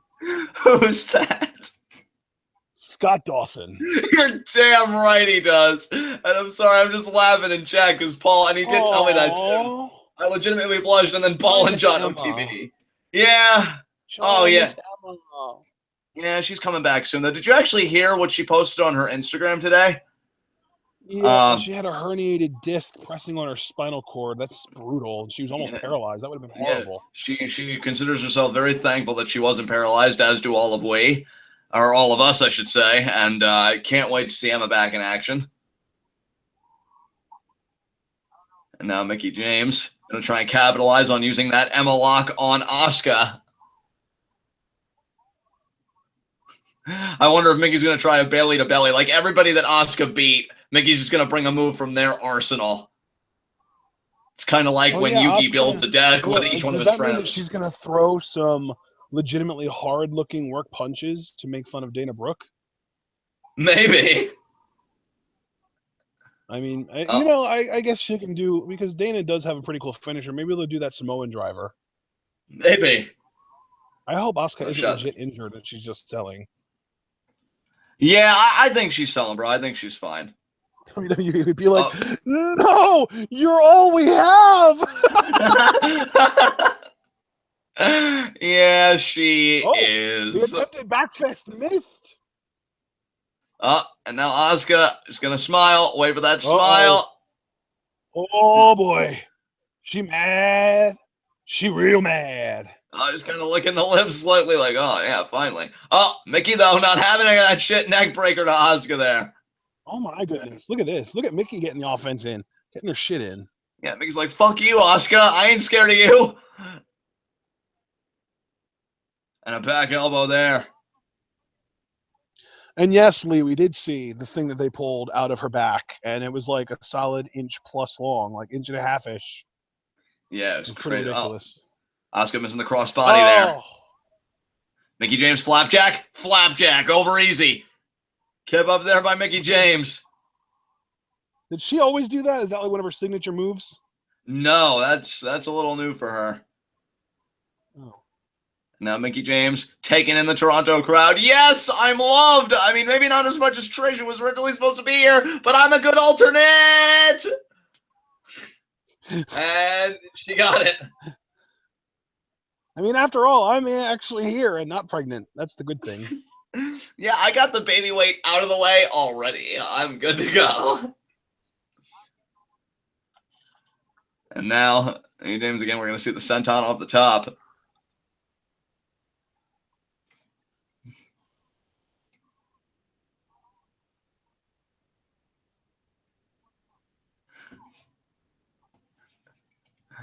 Oh, Asuka with the armbar. Asuka with the armbar. And Mickie James got the foot on the rope. Though. Get out of it. Get out of it, son. Oh, now Mickie James with the free leg kicking off. I got to give these two credit. It hasn't been a bad match by any means. It's just relative to the tag title match. Like, that's why you said card structures, everything. Another kick there by James. Beautiful kick. Caught Asuka right on the head. Hooks the leg, going to get her foot on the rope. Foot on the rope. And there it is. Hey, come on, Mickie. You're the veteran. You should know the ring positioning. And now, oh, that's going to turn into a triangle, isn't it? No. Okay, she just kicked out. I never know with Asuka which is going to turn into what. And now Mickey's just like, oh, come on, man. Give me this.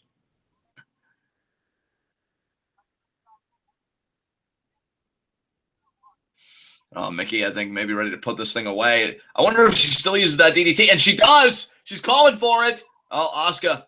Oh, Mickie James trying to roll through. Asuka lock. Oh, Mickie James counter. Oh, she's into the rope. No. Asuka repositioning. Brilliant by Asuka. Mickie counter. Oh, Mickie only made it worse for herself. No, still trying to reverse the leverage.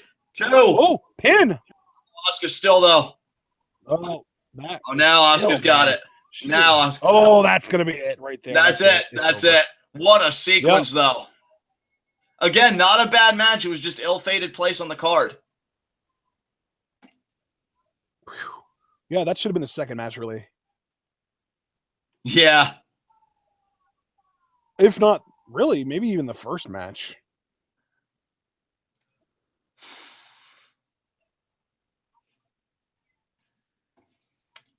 And now Asuka celebrating with her NXT Women's Championship, her undefeated streak, and her reign as champion continues. And I'm just waiting for Ember Moon to reduce it to ash, but that'll come in due time. Which leaves only one match left, guys. Only one match left, and it's Nakamura Joe. And so far, the only babyface to win has been DIY. Yeah, it's been a very heel-heavy show. No, Cliff, there is no longer a roof. They got to call the contractor tomorrow morning and repair it. So, yeah, Cliff, if you missed that match, man, you need to go back as soon as you have time, and you need to watch that. Just watch that shit alone. This show, to me, is a buy it simply for the tag team match, if not the strongest search I've ever given it. Yeah. Holy fuck. Yeah.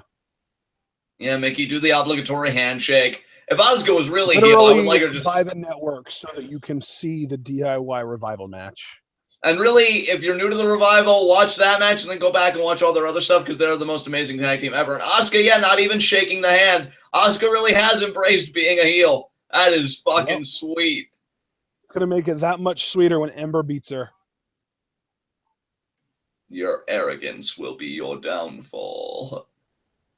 Nobody is ready for Asuka. I'm waiting for Lee to come out and get, like, spin kicked or something. Yeah, I'll tell you what. Trash, like, come on, Asuka, you're better than this. You need to show some respect to a legend, and then spin kick, Lita down. Yeah, taking out everybody. I like that Asuka didn't shake the hand, though, because now that really solidifies what you've been saying. Asuka's got a chip on her shoulder, very arrogant these days. That's going to make for a great story. I think she has the opposite of a chip on her shoulder. I think she's perfectly, content. Yeah. I mean, just very, very fucking confident. And now we're getting a 2K17 commercial. A match that could never possibly live up to the build-up because this match has had a freaking incredible build to it. Yeah. It has. Joe Nakamura, like, seriously, best build in a long time. Definitely. Been loving Joe's heel work. Nakamura, of course, is a great babyface. Man. This takeover, I'll tell you, for the takeover, to me, best 3 matches thus far. I mean, DIY versus Survival, obviously number 1. I'm torn between which match was better for me between the Dusty Rhodes Indie Classic Final and Roode Dillinger, because both matches were very good in my mind in their own ways. But I think I'd have to give it to the Tag Team Classic and then Roode Dillinger. So tag team matches killed tonight at TakeOver Toronto. So.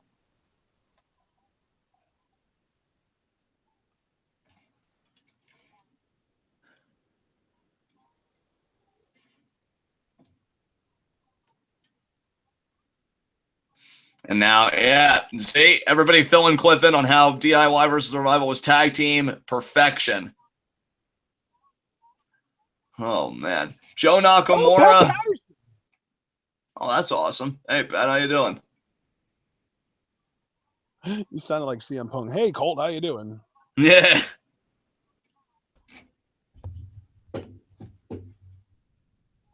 And now, Pat Patterson.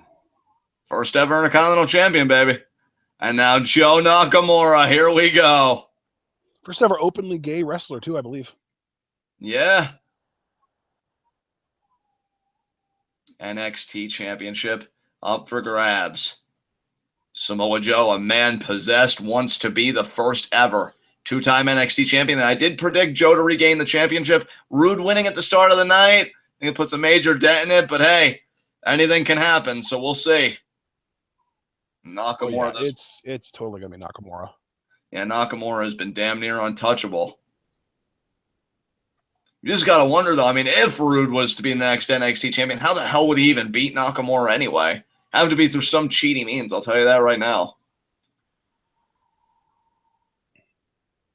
And Joe, that face, man. Oh, my God. I fucking love Samoa Joe. He's pretty incredible. And now feigning respect for Shinsuke right before he fucking mauled his ass.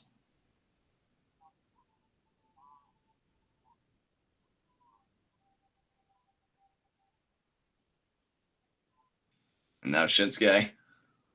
Yeah, it's just a recap of their whole feud. Should be a good match. Man, I'm still decompressing, man. And Joe. Oh, yeah, sure, Shinsuke, I respect you now. We're cool. And then wait for it. There it is. Yep, there it is. Just beats the shit out of Shinsuke. That Uranagi on the steps, too, was fucking great. It's like, oh, let me just shatter your back, Shinsuke. This is what you get for trying to make a life for yourself in America. Exactly. Fuck your back.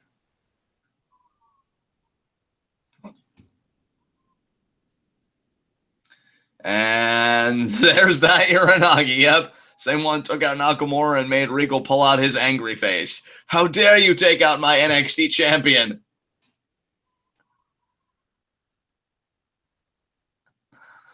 Oh, man. And Dragon Man may have a point. For as hyped as you and I are about Survivor Series, you got to wonder if anything on that card will even be able to top just that one match, DIY versus the Revival. Survivor Series, you better put in the work tomorrow night. Yeah, brother. It's a fucking climb for you people. Yeah, it's Survivor Series. The thing with Survivor Series is I was never really excited about any of the matches as far as match quality goes, like I was with DIY Revival. But, you know, the whole thing with Survivor Series is I'm just looking forward to finding the direction that the company's going in the future. Yeah, definitely. And honestly, I'm looking past all that and straight to Wednesday for when Johnny Mundo takes on Sexy Star. That is all I've been fucking thinking about. So, yeah, good luck, Survivor Series. Oh, it's gonna need so much luck.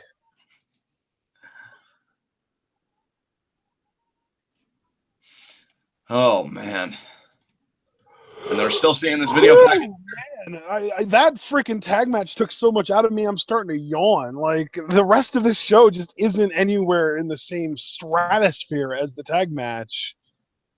I know. Yeah, I mean, And I'm telling you, man, should have made it a freaking main event. It really was the main event tonight. They missed out on a major opportunity. And now, just wait. How much do you want to bet at the next live special? Even though the Revival will have already been on the main roster for a month or two by then, at the next live special, they're going to do the Revival versus Gargano and Ciampa in an Iron Man match, and it's going to main event, just like what they did with the women.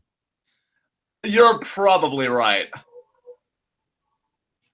I mean, I really do want desperately a tag team Iron Man match between those two teams. In fact, since you already did the 2 out of 3 falls, it's the only suitable thing I could see them doing now. Because everything else would seem so insufficient, even though they are 2 amazing teams regardless. And here is Joe, baby. And you know what? I will actually agree with Ben Jr. in chat. This match really does need some kind of stipulation, because right now, I mean, granted, it's still a big deal that the title's on the line, but it needs more, because the title was on the line in August in Brooklyn too.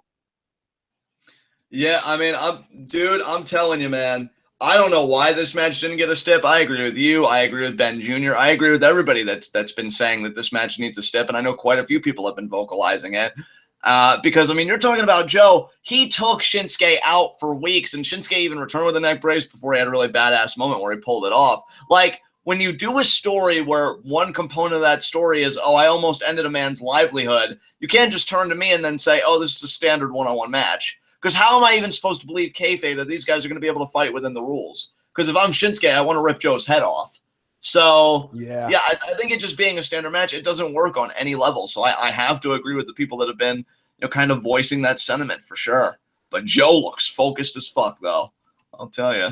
Oh, I can't wait for him to lose tonight and show up tomorrow night. It'll be so wonderful. Yeah, this is going to be something. Oh, and by the way, I saw Paul in chat say that our excitement levels were pretty high for Survivor Series before tonight, but that his have gone down after. But honestly, my excitement level for Survivor Series was never based on, we're going to get 5-star classic matches. It was always, let me see what the future of the status of the WWE is going to be. Because, right, between the Cruiserweight division and the IC title, and, of course, at the time, I was under the impression that the 5-on-5 matches had, repercussions, and apparently now they don't. But still, the other stuff is still pretty cool, and I'm looking forward to finding that stuff out. Oh, definitely. Another live violin! Because I'm Shinsuke fucking Nakamura.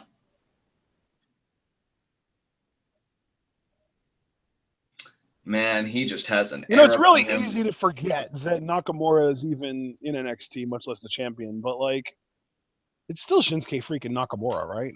Yeah, he has an air all of his own. Unreal.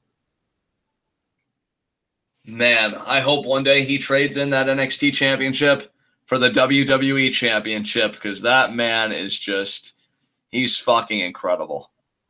Gotta pull a Balor, baby. Absolutely, you know it. Speaking of Balor, I wonder when he's going to be back. It may even be sooner than they projected. I don't know if he'll be a surprise entrant in the Rumble. I'm not going that far, but he should be back in time for WrestleMania 33. Well, that was the original projection. So if he's coming back earlier than originally projected, then you'd expect him to be back in December, for God's sakes. Right. Yeah, I don't know. I mean, he'll certainly be back for WrestleMania 33, which is the good news. But yeah, it really sucks what happened to him, because they debuted him so well too, and then he wins the Universal Championship. I was so looking forward to that reign and seeing them go all in with Balor. And yeah, do you ever really pay attention to wrestling crowds and the composition of the crowd? Not really.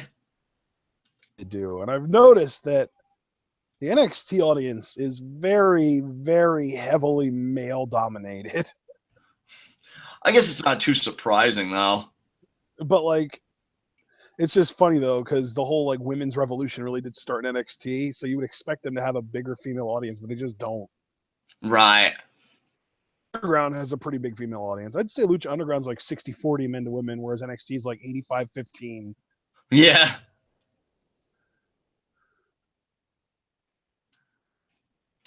Well, almost main event time, folks. We got both people in the ring here.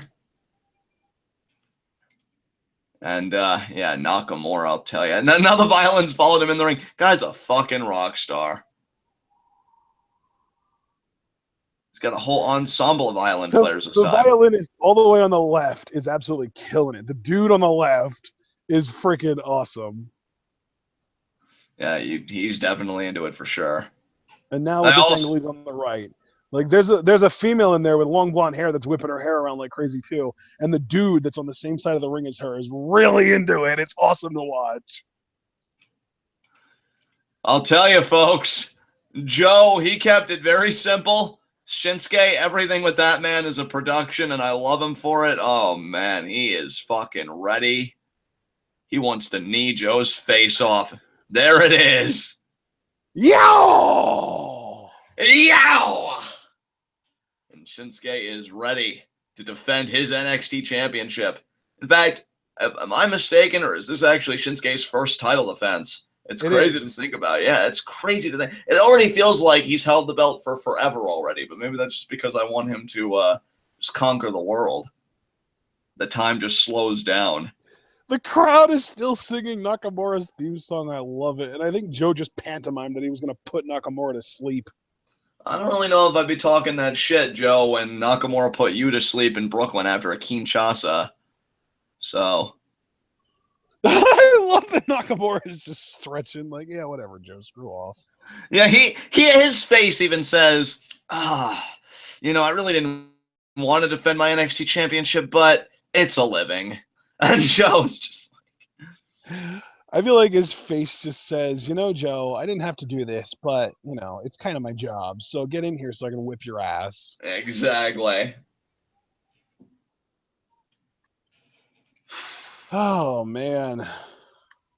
I'm telling you, I don't know. Because, again, I probably am wrong and Nakamura's retaining. But if Joe can somehow pull out the upset, I'll at least have the comfort of knowing I said it on preview and predictions. So, but it's going to take a hell of a lot to beat Nakamura. Yeah. Take a hell of a lot. Like, Joe should just do 3 straight muscle busters and then the coquina clutch. And then maybe you have a chance. You know what's actually kind of cool is I actually managed to get the Asuka Mickie James match 100% correct. I even picked Asuka by submission specifically. Right. I did that one.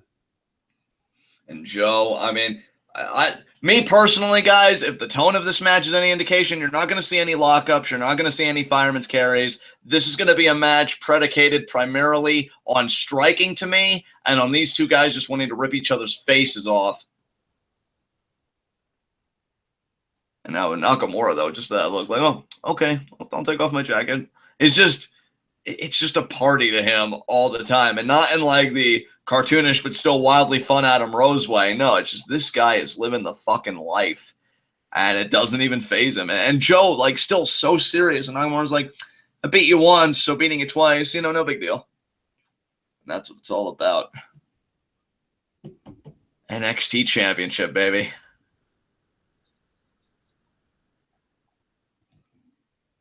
And now the bell is rung here. And now Nakamura already at the start, the kicks to Joe here. Damn, he already landed 2 pretty hard kicks. Yeah, I mean, Joe not really doing a great job covering up. Got a little bit better there defensively. And then Joe there on the inside of the thigh. Got a kick to Nakamura there.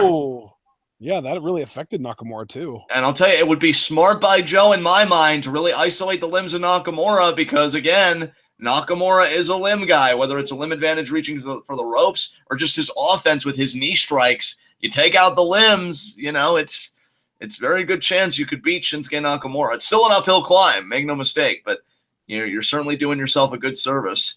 And now Joe backed up into the ropes. Shinsuke's got a break. Got to wonder if he's going to do his usual shenanigans arresting the head. It seems like he's in place, and yes, he does. Always mind games with Nakamura, but the knee there by Joe, not messing around. Nakamura ducking the lariat. Oh, ducks. And the strut. I love it, and dude. The knee to the midsection. Oh, kitchen sink. Snapmare takeover. Knee to the face. Oh, Nakamura with his weaponized knees is just the best. Oh, could it be the foot shivers here? And it is. Oh, man, Joe. Now, Shinsuke, what is Shinsuke thinking about here? I don't know. Wonder if he's just going to follow Joe out to keep up the pressure. Maybe he's just going to leave him be. No, he is going to try and step on him, but Joe there with the knife edge chop. So even though Shinsuke tried doing the smart thing and following up, was insufficient there. Crowd is blocked still it. singing Nakamura's theme song, by the way. That's worth pointing out after all this time. Crowd very pro Nakamura for sure. And, oh, the kick. Right there. Nice. Knocked Joe over the barricade. Yeah, they are now fighting amongst a sea of people here in Toronto at TakeOver. And Joe with a hard forearm there. All the more reason to me why this match should have been no DQ or something to the like. Because, I mean, these guys, a real hatred's developed here. And now another knee to the midsection there of Nakamura. Now Joe. Is he going to toss Shinsuke back out? No, Shinsuke reverses, sends Joe over. Wow. Nakamura is kind of dominating right now. Absolutely. And now Nakamura going to get Joe back in the ring here. And now Nakamura back in the ring. I mean, he does have champion's advantage for what it's worth. He could get DQ'd and still walk out with the championship, but that's not Nakamura's style. Really, if anybody, I should have to be more cautious and really give that reminder to Joe, because Joe could lay Nakamura out, get a count-out victory, but that wouldn't secure him the championship. Nice jumping kick by Joe. His striking is so on point. I'll tell you, when Joe first debuted and he confronted Kevin Owens, that's one match we still haven't gotten, by the way, that I'd love to see. Joe versus Owens. And now Joe, is he going to mock Shinsuke? No, just going to scrape the sole of the boot. Oh, my God, right across Shinsuke's face. Oh, it's going to be a running face wash. Nakamura again with a knee, a kitchen sink. It's like anytime Joe starts to mount an offensive, Shinsuke is right there to shut it down. Now going to take Joe down to the ground. Joe trying to cover up, but again the knee strikes. I'll tell you, Nakamura has been swarming Joe, and another knee in the midsection there. Joe in the corner. Is he going to power Nakamura down with the Uranagi, though? Nakamura's got to be careful. No, just got the boot up. Nakamura, though, may try again here. He does try again, and now that time the Uranagi. I guess I read Joe's book better than Nakamura did, and now Nakamura seems to be favoring the side of his neck. What are you thinking right now, partner? I'm just in awe right now at how dominant Nakamura has been. I mean, I know Joe is kind of in control now, but even now, Nakamura fighting back with the punches to the gut. Nakamura, other than that, has been really dominant in this match. It's strange. Yeah, and Joe, could it be the... No, I thought it was going to be a senton, just an elbow drop. One... And, oh, by the way, Ashton... Joe looks so angry. And I thought you'd like to know, Ashton, because Cliff has just been so informative for all of us. Randy Orton's shoulder for Survivor Series is up to 68%, up 5% from last week. So still pretty poor shape, but maybe Orton can have a good showing at Survivor Series, as long as he doesn't take out the garbage beforehand. And now Joe at the counter. Oh, my God. Oh, I mean, what was that? Drops Nakamura on his knee. And what did I say at the start of the match? Take out one of Nakamura's limbs. Joe was clearly listening. We have ESPN. I can die happy now. No, I can't, because Wednesday hasn't happened yet. I'm going to rescind that. Whoever heard me, I rescind that. But now Joe picking apart the knee here of Nakamura. Nakamura in a bad way. Nope, caught it. No. What? Into a knee bar. Into a freaking knee bar. What? That was sick. That roll through, though? And here I was thinking Joe hadn't learned anything from Brooklyn. Well, I was sorely mistaken, and I've never been happier. Joe now cranking on that hold. Mm-hmm. I mean, keep in mind, though, the same guy that Joe, beat to keep his NXT championship, well, to win it and then to keep it, Finn Balor, he employed a very similar strategy against Shinsuke to failure. So Joe has got to be better than Finn was on that night. I was just going to say, we're talking about Randy Orton's shoulder, but what about Goldberg's shoulder? Lee Clark even brought that up in chat. Yeah. Oh, Goldberg. And I thought the cattle prod would be everything. 68%, but I think Goldberg's is at half that, 34%. Oh, man. And Goldberg's conditioning is probably somewhere around 34% too. well, we know he doesn't have the natural conditioning of Randy Orton, and I'm guessing that Goldberg really doesn't keep many pillows around the house. So, I mean, very disadvantaged in so many ways. Joe's still working over that knee, though, brother. Almost kind of like an elevated crab here. Not necessarily a full single crab, but he's got a little bit of torque like on it. Half of an execution, or an educator, I mean. Right. And isn't Shinsuke, it like because he's kind of got him at like that angle where he's torquing the knee in the way it's not supposed to bend, but it's not with both of them. It's just the one. And now, oh man, are you laughing at Nakamura screaming? No, I'm laughing at Brandon Bev's comment. Joe's gonna turn Nakamura into Zach Gowen, except Nakamura is actually cool. Oh, that's so true. Oh my God, is Joe gonna fly? Oh my God, he did. Yeah, the forearm through the ropes there. And Shinsuke just crumbles. Him Nakamura, but his new nickname should be Pancake. Yeah. Well, I mean, Joe said this was going to happen to Shinsuke. I can just picture the night after NXT. But Joe says a lot of things and doesn't follow up. Hey, well, he's following up right now, and I can't wait for the promo after Toronto. Mr. Regal, Mr. Regal, Mr. Regal, I'm your new champion! And then Regal just grimaces because he's English and he doesn't know what else to do. And now Joe, Uranagi on the steps again. Would Regal? Oh my God! Oh Jesus! Nakamura avoiding it. Joe shoves him off. Oh, what a shoot kick! Oh my God! I can't even ask a question with Joe's obliteration going on right now. So what was your question? I apologize. Well, would Regal respond with like that calm, cool, collected, intimidating demeanor, like, well, yes, Joe, I understand that, but you also need to understand that I'm going to put you up against the greatest gauntlet of challenges you've ever seen? Or would he get like all up in his face like, oh, yeah, Joe, you're the champion now, but just wait until you see what I've got in store for you down the line? Well, either way, Regal needs to remember that he's old and he has a place, and that's below the NXT champion, so we better watch his mouth.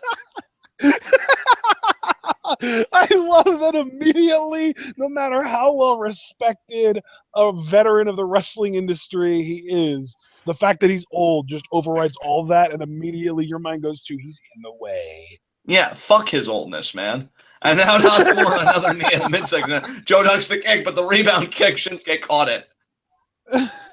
I think PW Gregory is trying to literally lay claim to the phrase game changer now to try and ruin it for everyone else so that we stop using it instead of him. Paul, we love you, okay? And I know Paul said that if I loved him, I wouldn't hurt him. And apparently Game Changer is very emotionally volatile for him. But, yeah. And Cliff quoting you from a past review, fuck old people, man. Ashton 2016. How long ago was that? That, I think, was only a few weeks ago, honestly. It's still relatively new. And now Shinsuke again with the free lib kicking jump. Regarding Goldberg Lesnar, I don't know. You might have. I might have actually tried to recant a statement, and then you were just like, no, we're doubling down. Fuck the old people. Which works out. Which works out so well for me, because then if anybody ever comes at me for ageism, I'll be like, it wasn't me. I was influenced by him, and then point immediately in your direction. Yeah. And then I'll just be like, I was only encouraging his behavior, so it's really both of us. Damn it. You always have to take me down with you, son of a bitch. But Nakamura. Crabs in a bucket syndrome. Look it up. I think it was even like during our no, it was during our Toronto preview predictions. I think PW Gregory said Ashton's just drilling all the holes in John's boat. I'm like, yeah, that motherfucker. And now Shinsuke. I think he's got like a front face like going on. Are you all right over there? Have you ever heard of crabs in a bucket syndrome? No. Seriously, look it up then. I'll remember that. Yeah, you actually won't, so I'll just say it here. Basically, when a fisherman gets crabs, he puts them in a bucket, and he never really has to worry about them escaping, because as long as there's more than one in there, if any of them get close to escaping, the other ones will pull them back into the bucket, because if one is allowed to, or if they can't escape, no one can escape. That's the whole thing. Ah. Yeah.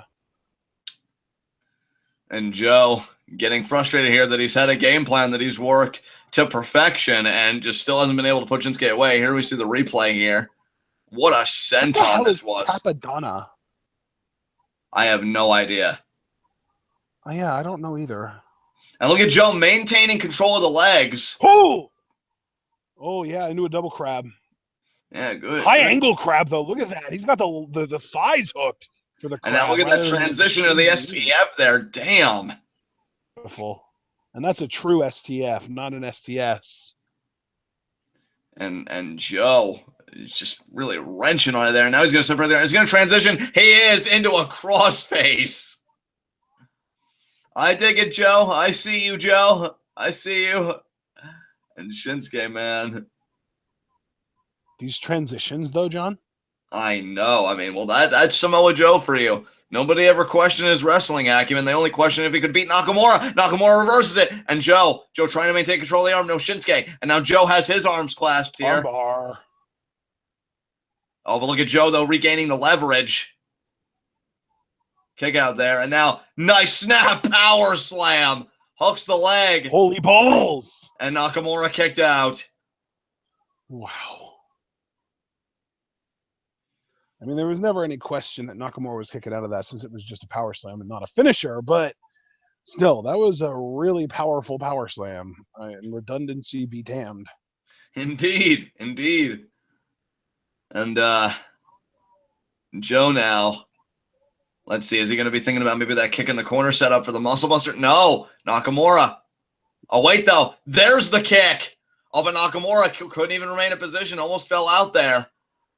Joe's going to have to pull him up now, which might actually be an opening for Shinsuke. And Shinsuke, though, with the kick, had enough wherewithal to kick Joe in the head. Very smart. Right in the temple, too. Did you see that? I know, yeah, caught him right on point. And there's the knee there. Not a Kinshasa, but it's a start. Oh, and Nakamura, he might actually hit one from the top rope. We've seen him do that before. Joe's back is to Nakamura. Yeah, he likes to hit him from the top rope as a setup because that kind of stuns his opponent. And he hit it. That's going to set Joe up, though. I think he's going to end up going for a second one, like a running one.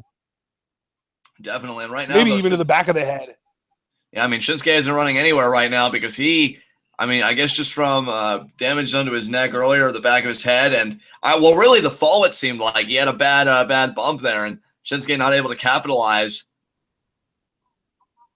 And Joe, even working over the limbs like he was, still got kneed. Every time the referee has a count number, the crowd's yelling 10. I think they want Dillinger back. Yeah, well, I mean, Dillinger, great moment for him tonight, even in a loss. Yeah, he lost, but he looked good doing it at least. And there's a forearm there by Joe. Forearm by Nakamura. Yeah, I was going to say, no follow-up Kinshasa. That's odd. That's rare. And I can't even believe Joe's taking the fight to Nakamura after getting rocked. I mean, you get kneed in the back of the head. I feel like you'd be seeing stars for a week, but Joe realizes it's all about the NXT Championship. Going to try and fight through it. Another forearm there by Shinsuke. Oh, and the powerful punch. Beautiful. Shinsuke's feeling it here. I definitely want to rewatch this show after we're done live reacting to it because this has been a really awesome show. I'll probably even just skip the women's match just because, I mean, it wasn't horrible by any means, but it just wasn't on the same level as the tag or this match. Right. And Joe, going for the imploding power slam or scoop slam, but I think, yeah, Joe got out of it. And Joe, Nakamura rolls through and German suplex there. Nice. Now Nakamura. Could it be another Kinshasa here? I mean, Joe is in the opposite corner. Nakamura's thinking about it. Oh, but Joe could get him with another Uranagi, though, with his positioning, maybe. That's true. Don't run early, Nakamura. Don't run early. He's running early. Oh, he didn't even get the Uranagi. Oh, but he did go knee first into the turnbuckle. The middle turnbuckle. Oh. And Joe sweeps it. Kinshasa? No. Oh, my. Joe, how brilliant was I sound like Michael Cole. Oh, my. How brilliant, though, was that by Joe sweeping the leg like that? Yeah, that was brilliant. And now could it be the muscle buster here? Oh, no. Oh, no. This is how he beat back. Oh, but Nakamura with the sunset flip. And now, there it is. And he hit it with the left knee. That was brilliant. Oh, but he's not following up. 1, 2. And kick out by Joe. Wow. Kick out by Joe. I'm actually really surprised Joe kicked out of that. I mean, I'm not, because it was a lax cover by Shinsuke. But the big question is, can Shinsuke get the follow-up even with as bad as his knee is after that sweep by Joe? That sweep looked like it obliterated Shinsuke's knee. Shinsuke, though, going to try and maybe go on adrenaline here. Yeah, he is measuring Joe here. Joe, I don't know if Joe's going to have a counter to this. Going to turn around. No, he's not going to. Yeah. Oh, is he going to get Coquina clutch? Well, I mean, Nakamura's fading. Doesn't necessarily mean Joe's won yet. He's in. Nakamura has leverage right now, though. That's the thing. Nakamura could very easily reverse out of this if he just got the wherewithal to do it. Right. He's so low. Joe needs to drop down with Nakamura if he wants to lock it in proper. And now Joe. Oh, Nakamura backing Joe up. The crowd is back to singing Nakamura's theme song again. That crowd totally behind Nakamura. Joe, though, relentless. Not really a coquina yet because he doesn't have the body scissors or the leverage advantage. Oh, wait, could it be a German? It is a German. Keeps the hands clasped. Oh, my. Oh, now is it Chimera Plex? Dragon suplex there. Joe's still hanging on to it. Oh, my goodness. And now the Tiger or the half and half? No, the arm trap. The double arm trap. Taking a page out of Tanahashi's playbook with the bridge. 1, 2. Oh, and Nakamura. I mean, he's got experience taking that move. Tanahashi does that all the time. I mean, just brilliant wrestling, though, on display by Samoa Joe, but it still wasn't enough. I'll tell ya. I mean, and here's the thing. Shinsuke was able to kick out of the Muscle Buster at Brooklyn, but this late in the match, if Joe was able to get it, that might be enough at this point. And Joe is bleeding, I think, above his eye. Joe's bleeding. Yeah, Joe's bleeding, I think, above his eye. Yeah, god damn it. I don't think that's enough blood, though, to warrant concern. I think they're going to finish this out because we're in too deep in the match. I really, really hope we don't stop this freaking match for blood. No, I don't think they will. I think Joe would punch a bitch at this point. Because, again, at least with Balor and Joe, for as much as I hated it, it was very early on in the bout. This, we're so deep into it. I mean, we're in the bottom of the 9th here, folks. Can't be much longer now until we have a winner. And now, Kinshasa again. Missed. Kinshasa to the back of the head this time. But Joe rolls out. Oh, my God. Nakamura just can't catch a break. No, he can't. And now he's favoring that knee, though. Hey, he might get the count out here. Because, I mean, I don't think Joe's going to get up. I think Shinsuke would be stupid. So now, oh, wait, no, Joe is moving slightly. Yeah. He's shaking his head. The referee wasn't even counting for the count out. Yeah, I don't know why he was. I don't know why you'd check on a guy before just beginning the count. He's outside the ring. That's all you know. Look at Nakamura, though. He's prepping for another Kinshasa. Oh, low blow by Joe. Oh, and the referee didn't see it. Joe was playing possum. What? And now Uranagi on the steps. Steps. I just want to remind everybody I picked Joe to win this match. Oh, my God. Oh, my God. Oh, my God. Is he about to win this thing? Joe with the muscle buster. God. He's got him up. This is going to be it. He hit it. That's how he beat Finn. 1, 2, 3 count. Joe regains the NXT Championship. Wow. I called it. Joe is the first ever 2-time NXT champion, and this crowd is shocked. And so am I. I'm in a friggin' surrender cobra right now. Holy shit. And apparently I didn't know this, but Cliff also said Joe would regain. And yeah, even Dillinger was like, John, you bastard, you called it. So much for Joe getting called up tomorrow, right? Yeah, I'm so glad I didn't buy into those rumors and I stuck to my guns for the first time in what feels like a fucking century. I stick to my guns and it pays off. Holy fuck. And so much for Nakamura not being called up to the main roster until late in 2017. That was another rumor I heard. That's right. Nakamura's liberated. Oh, my God. I've never been happier to be wrong than I am right now. And you know what, though? Joe still has so much work he could do with that NXT championship. I'm happy he regained it. You know what, though? I'm even more pissed now that the tag match wasn't the main event because you have every other match with a heel taking the victory, and then DIY wins the tag titles in the match of the year, that should have main evented. Oh, yeah. I mean, you're not wrong. And I'll tell you what disappoints me about this. I mean, on one hand, I'm really glad I'm right that Joe won. And you know I fucking love Joe. So even on that level, I love that he won. But, I mean, what are you going to do with Roode now that he beat Dillinger? Because at least if Nakamura had retained, you could have Roode interrupt him and you could set that up. Man, if Dillinger had won, I still want the Joe Dillinger program so fucking bad. Oh, my God. Who is left for Joe to take on even? I mean, I guess Dillinger, but he lost tonight. Why would he even be in contention? That's what I'm saying, dude. Like, that's what frustrates me about Unless this. they did like a battle royal. Because you know what? Joe could even say that. Like, talk about how, you made me jump through hoops to get my first NXT title shot. So we're going to make everyone else do the same thing. And the first time that I defend my title this time is going to be against whoever wins a battle royal. Because that was the first hoop you made me jump through. Right. That would be really good storytelling, too. I'll tell you what, Samoa Joe made history tonight. Finally. I mean, Sami Zayn tried to do it. Balor tried to do it. Samoa Joe, there can only be one first ever, and he could say he was the first ever two-time NXT champion. That's fucking So great wait, does Joe. this mean that they're ready to pull the trigger on Hideo, I wonder? Maybe. He did say he'd be back in time for Japan. Yep. Oh, man. Oh, man, look at that image. Oh, buddy. Samoa Joe Wow. just Shinsuke. Nakamura is such a pro. I love Shinsuke Nakamura so much. What a pro, man. Selling his ass off, putting the other guy over like $1 million. I love that, man. I love both of these guys. I mean, that was a great main event. Even in spite of the tag match, these guys were able to go out. And I won't say they surpassed it because nothing was touching that, but that was a great NXT Championship match. That was a great NXT Championship match. And I knew, man, Nakamura, he was really itching to get at Joe, and I figured his judgment would be clouded, and Joe wins the championship. Yeah. Damn. Wow, that was great.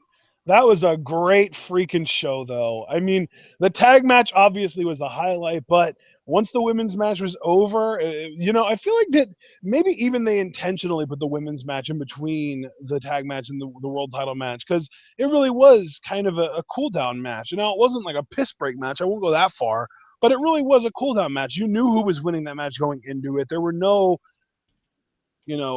stakes in the sense that there were like anticipation, like who's going to win or whatever. There was no sense of like tense. There was no what's a word for tense? Like there it wasn't tension or there was no real tension for that match, and it allowed me to cool down so that by the time Joe Nakamura really did start picking back up, I was back to being invested in the show. So I'm going to actually give them credit for that, but I still think that Nakamura Joe and the DIY revival matches should have been reversed because the tag match should have been invented for sure. Definitely. I think you always want to send the crowd home happy.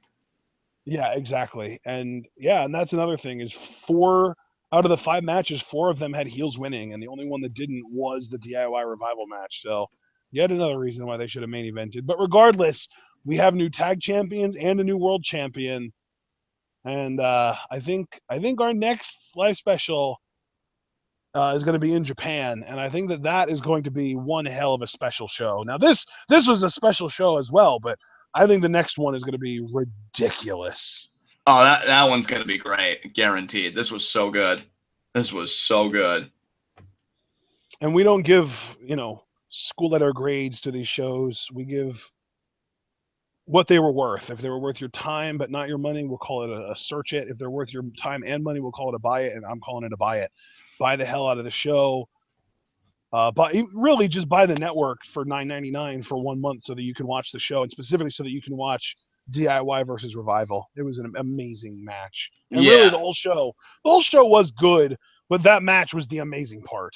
Yeah, that, and I will say again, Joe and Nakamura had a very solid NXT Championship match. I enjoyed the opener of Roode Dillinger, And yeah, like every match on some level, even Mickie James Asuka, which I like the least, was still a good match. So I have to echo your sentiments. Even for the tag title match alone, this is a buy it. That's how fucking brilliant it was that on its own back, it could get that high of a rating. But yeah, and you know what? I'm going to take it a little bit further, and I think most people won't expect this, knowing just kind of my precognitive biases. I think that this was the best on New Japan show of the year. Yeah, I think have to. This show was better than any of the 3 Ultima Lucha Dos shows. Right. And those, I mean, don't get me wrong, those were still really, really good shows, but I think this is the best show of the year so far as the scope of North America goes. Right. So, all right, brother. Any last words before we close this out? Nah, man. What an amazing night. What an amazing show, guys. Again, check this show out for yourselves if you missed it. And DIY versus the Revival, you 4 fucking killed it tonight. I even tweeted at the Revival, you know, when we were kind of cooling down going to the women's match, that they are the best thing to happen to tag team wrestling. And congratulations, Samoa Joe, 2-time NXT champion. Great stuff. Yep. All right, ladies and gentlemen, that being said, I hope you all enjoyed not only the show, but also our live reactions tonight. I know we enjoyed the show and putting out the live reactions for you guys. And we will we'll see you all for Survivor Series tomorrow night. Be sure that you stay tuned. But more importantly, is a day closer. 4 days away. Potential mark out of a lifetime. Johnny Mundo versus Sexy Star is happening. The world title is on the line in Lucha Underground.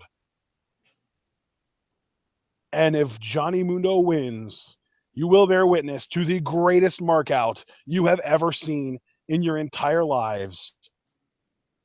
As I said last night, you can either stay tuned or regret your decision.